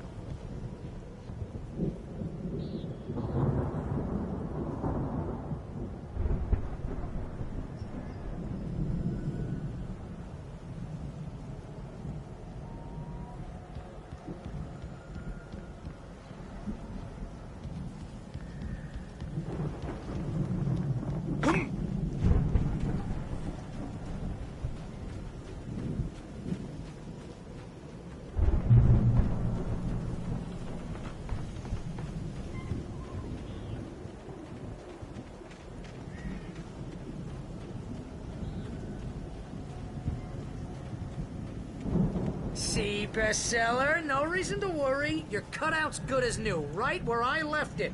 I'll come back for it once we have the place secured. Yeah, that's been my biggest worry all this time.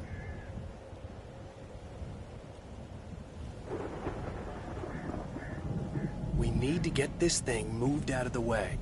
This is as far as I got before they ambushed me.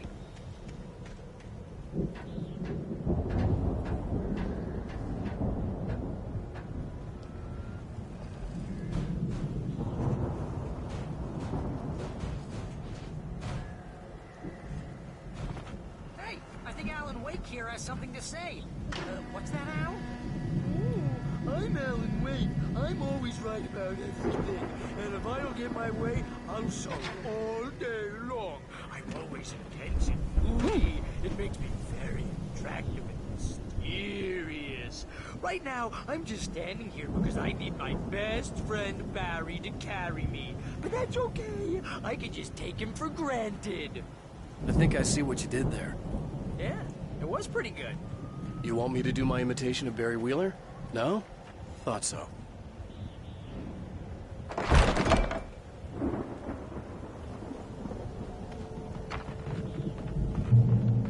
Wow! You look at that thing, Al! They really went all out with this Viking crap, didn't they? Look at all this stuff. They must have done okay for themselves, so how come I never heard of these guys before? And this from the guy who learned about Ozzy Osbourne through reality TV?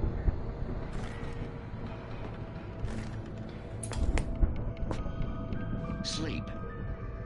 We all spend a third of our Night dreams in a Springs! soft embrace, somewhere Brings back between memories. fantasy and Hey, oblivion. remember when I got you that gig? But Your dreams first have a real way of writing forcing job. What got you themselves into started? waking life, Was this one of your or vice episodes? versa.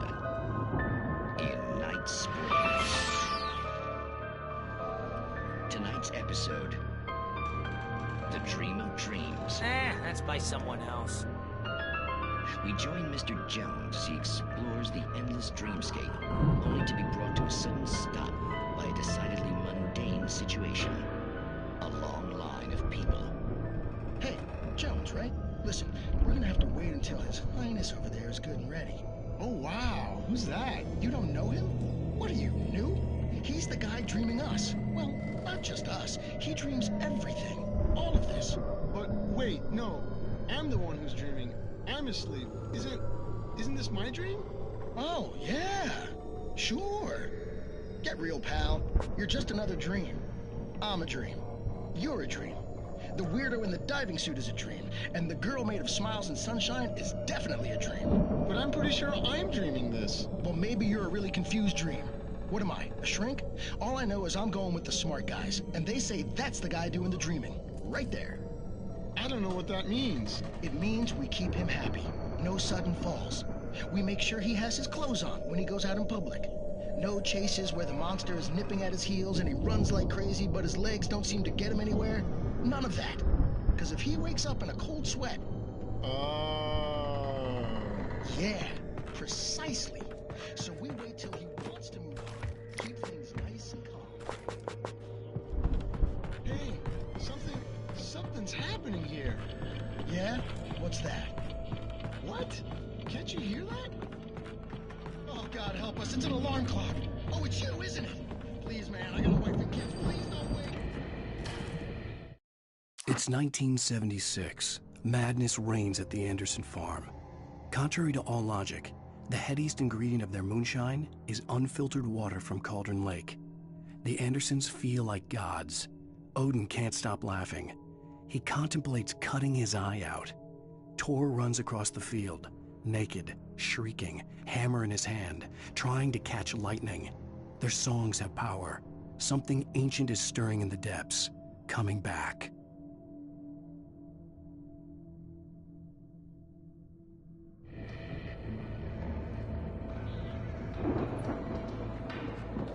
The Viking boat looked imposing, almost like a battering ram.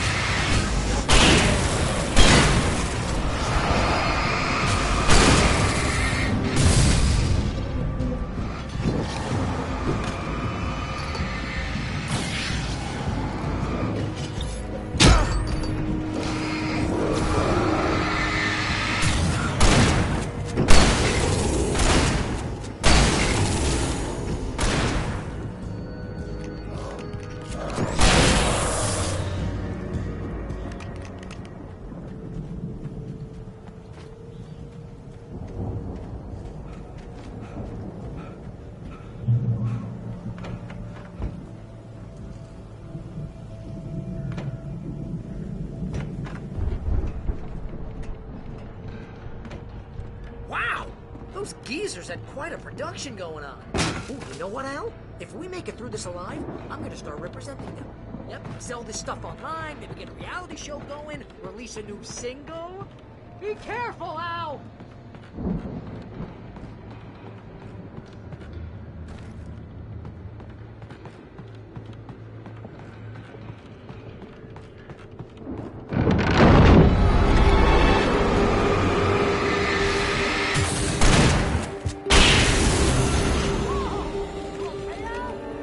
Good. Keep your eyes open, okay?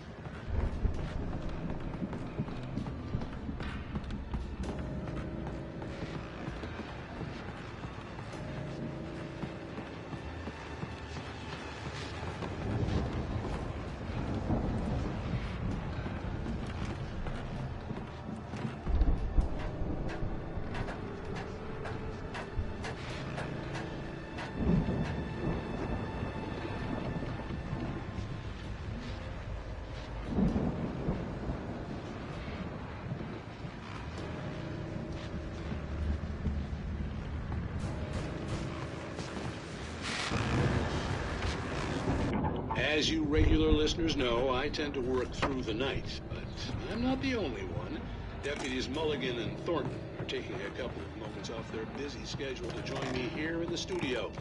Boys, how busy are you now? Deerfest is almost here, isn't it? I bet that keeps you in business. Busy, yeah. Actually, Pat, we've been real busy with other stuff, which concerns an ongoing investigation. Can't talk to them. I wasn't gonna say anything. We're just saying we got, other irons to fry. And how would you compare your workload to last year's? Things have seemed relatively peaceful to me, but people do tend to get a little wild this time of year. Oh, it's wild, Pat. It's pretty wild. There's been all sorts of trouble this year. Vandalism, fighting, public disturbances. A lot of people gone missing, too. Yeah, it's pretty much the usual stuff, Pat. Just, a lot more of it. Now, is it just me, or does Deerfest get wilder every year? People seem to be more drunk, at least, or they start earlier and younger. Oh, it's definitely not just you, Pat, but... Definitely, Pat. Hey, I'm talking here, Thornton. Oh, shoot, I lost my train of thought. Not just me. Oh, yeah, it's wilder, Pat, but actually most of the trouble seems to be coming from grown men. People who ought to know better, Kids are doing fine this year. Well, that's nice to hear at least. Boys, I want to thank you for stopping by. I'll let you get back to your patrol. Sure thing, Pat. Yeah, sure thing, Pat.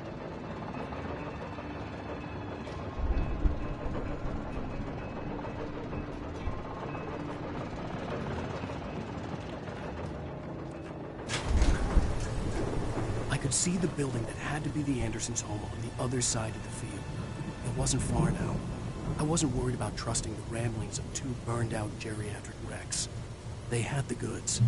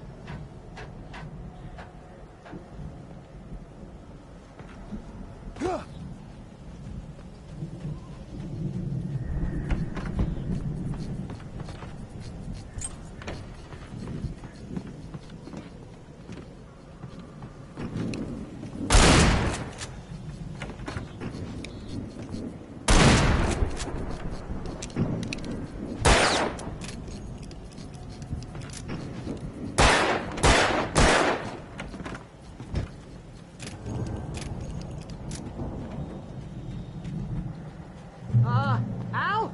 Is that you out there, buddy? Yeah, it's me. Hang on.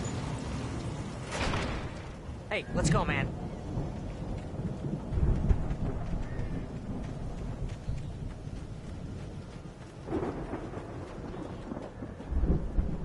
I think we're gonna have to work together to open this gate, Al.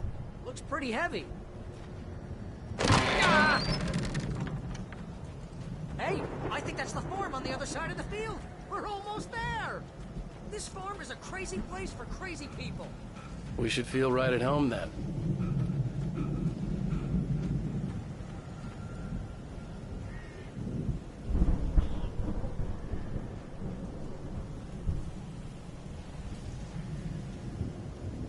Come on, one more gate. Let's do this. Ah!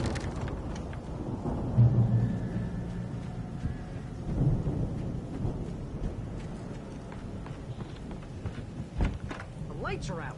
I guess we better check the fuse box.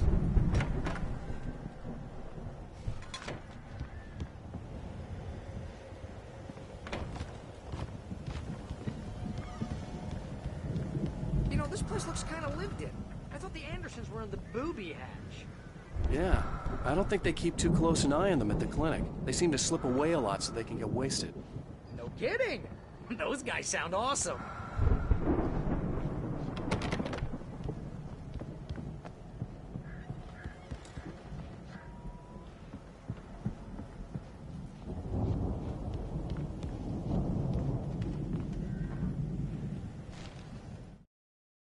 Again, Alice's screams rang in the stillness of the night. I saw myself run toward the cabin, flashlight in my hand. I followed my past self. I was an out-of-body observer, a time traveler in a crazy drunken dream.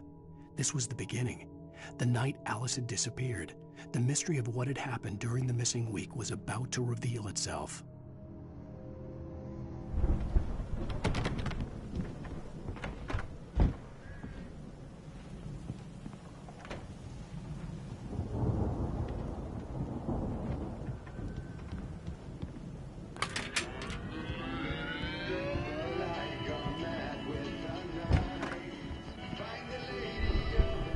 Hear that, Al?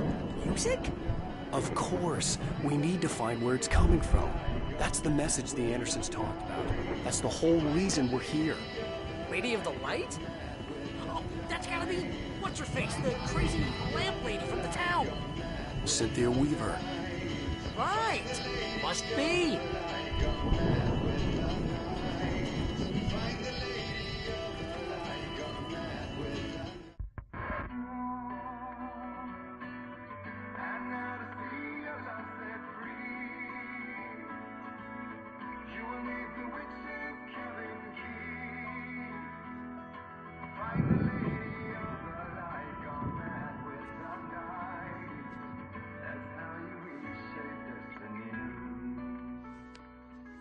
Okay. We need to find Cynthia Weaver. We'll stay here for the night and head back to town as soon as it gets light. Hey, Al. Lots of hours before dawn. Might as well get some rest. And by rest, I mean drunk. Come on, Barry. This is... Yeah, what the hell?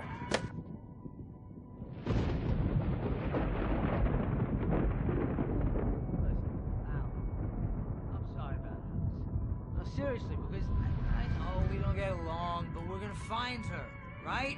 And even though you're a crazy bastard, I'm gonna stick by you, no matter what, ever, Al. Sure, like a brother. I'm a writer, goddammit. Correct. If I just wanted to, I could write 10 books a year.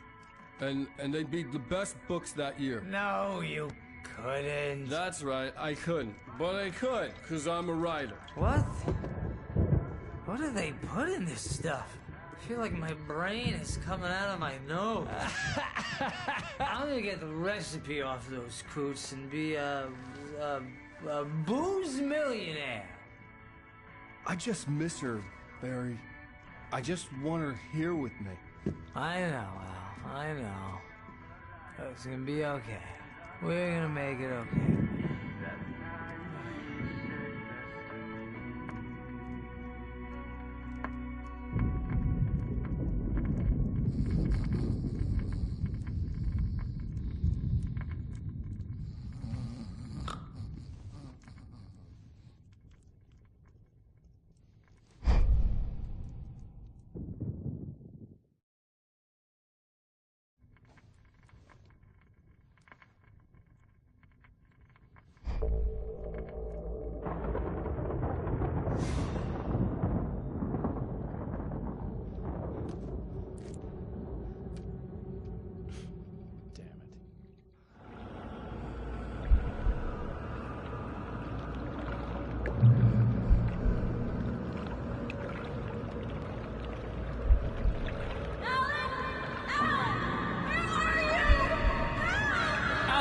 I'm coming! It's all right! I'm coming! It was a crazy drunken dream, and yet it was more than that. It was the truth, a suppressed memory unearthed by the Andersons' moonshine. I was there, an out-of-body observer. This was the night Alice and I had arrived at Bright Falls, the night Alice had disappeared. I had a chance to find out what had happened. I remembered being surprised to see the cabin dark. Alice would have never turned the lights off. I remembered thinking I caught a glimpse of her form underwater, sinking into the darkness. Beyond this lost memory, there was nothing. I had to follow the footsteps of my past self to find out what had happened that night. Diving after her was the last vague memory I had of that night. After that, the next thing I could remember was waking up behind the wheel of the crashed car and finding the first pages of the manuscript.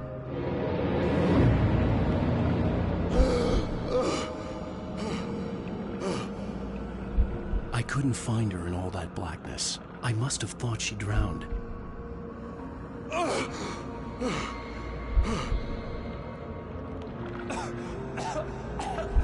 Alice! Jagger had Alice, and so she had me. Alice!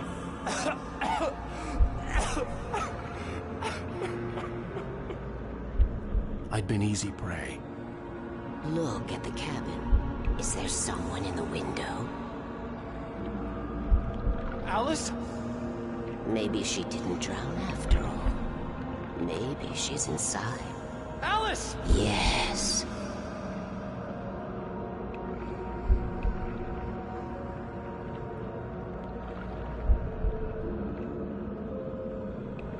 The dark presence had touched me. She had dug her nails into my brain and used me, made me her puppet.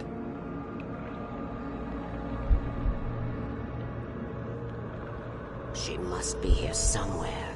Maybe upstairs in the study. Alice! Yes, that's where she is. You can apologize. Alice! You'll laugh at the whole thing together and put it behind you.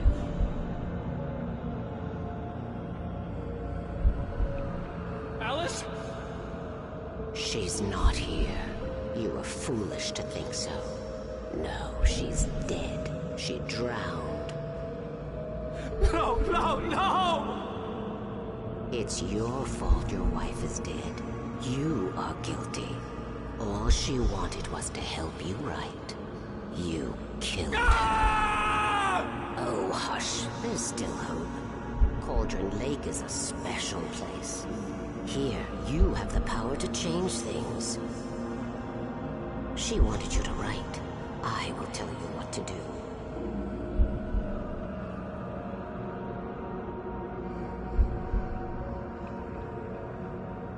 You can write her back.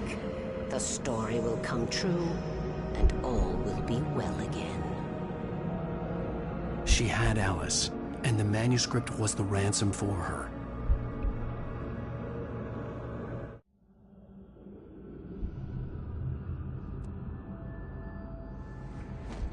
Yes. All right. I'll fix it. I'll bring her back.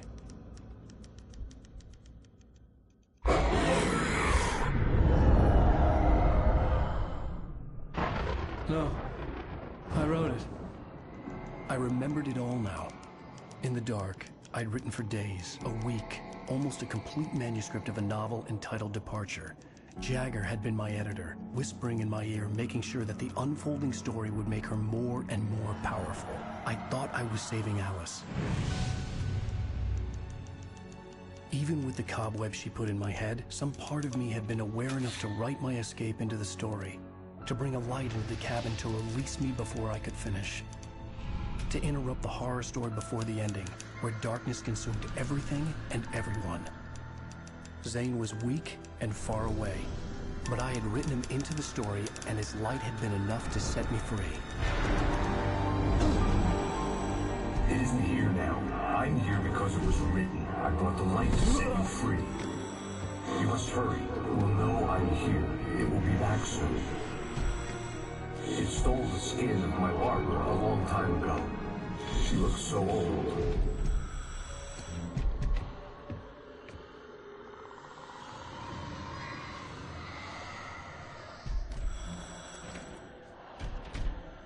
I'd woken up, confused and groggy, my mind consumed by darkness and fear. All I could do was to escape.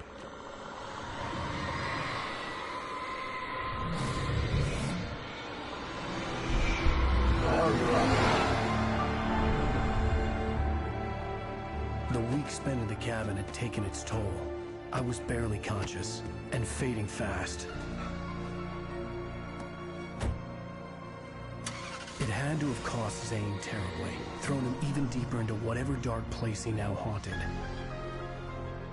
But he had managed to weaken the dark presence, kept me safe that night.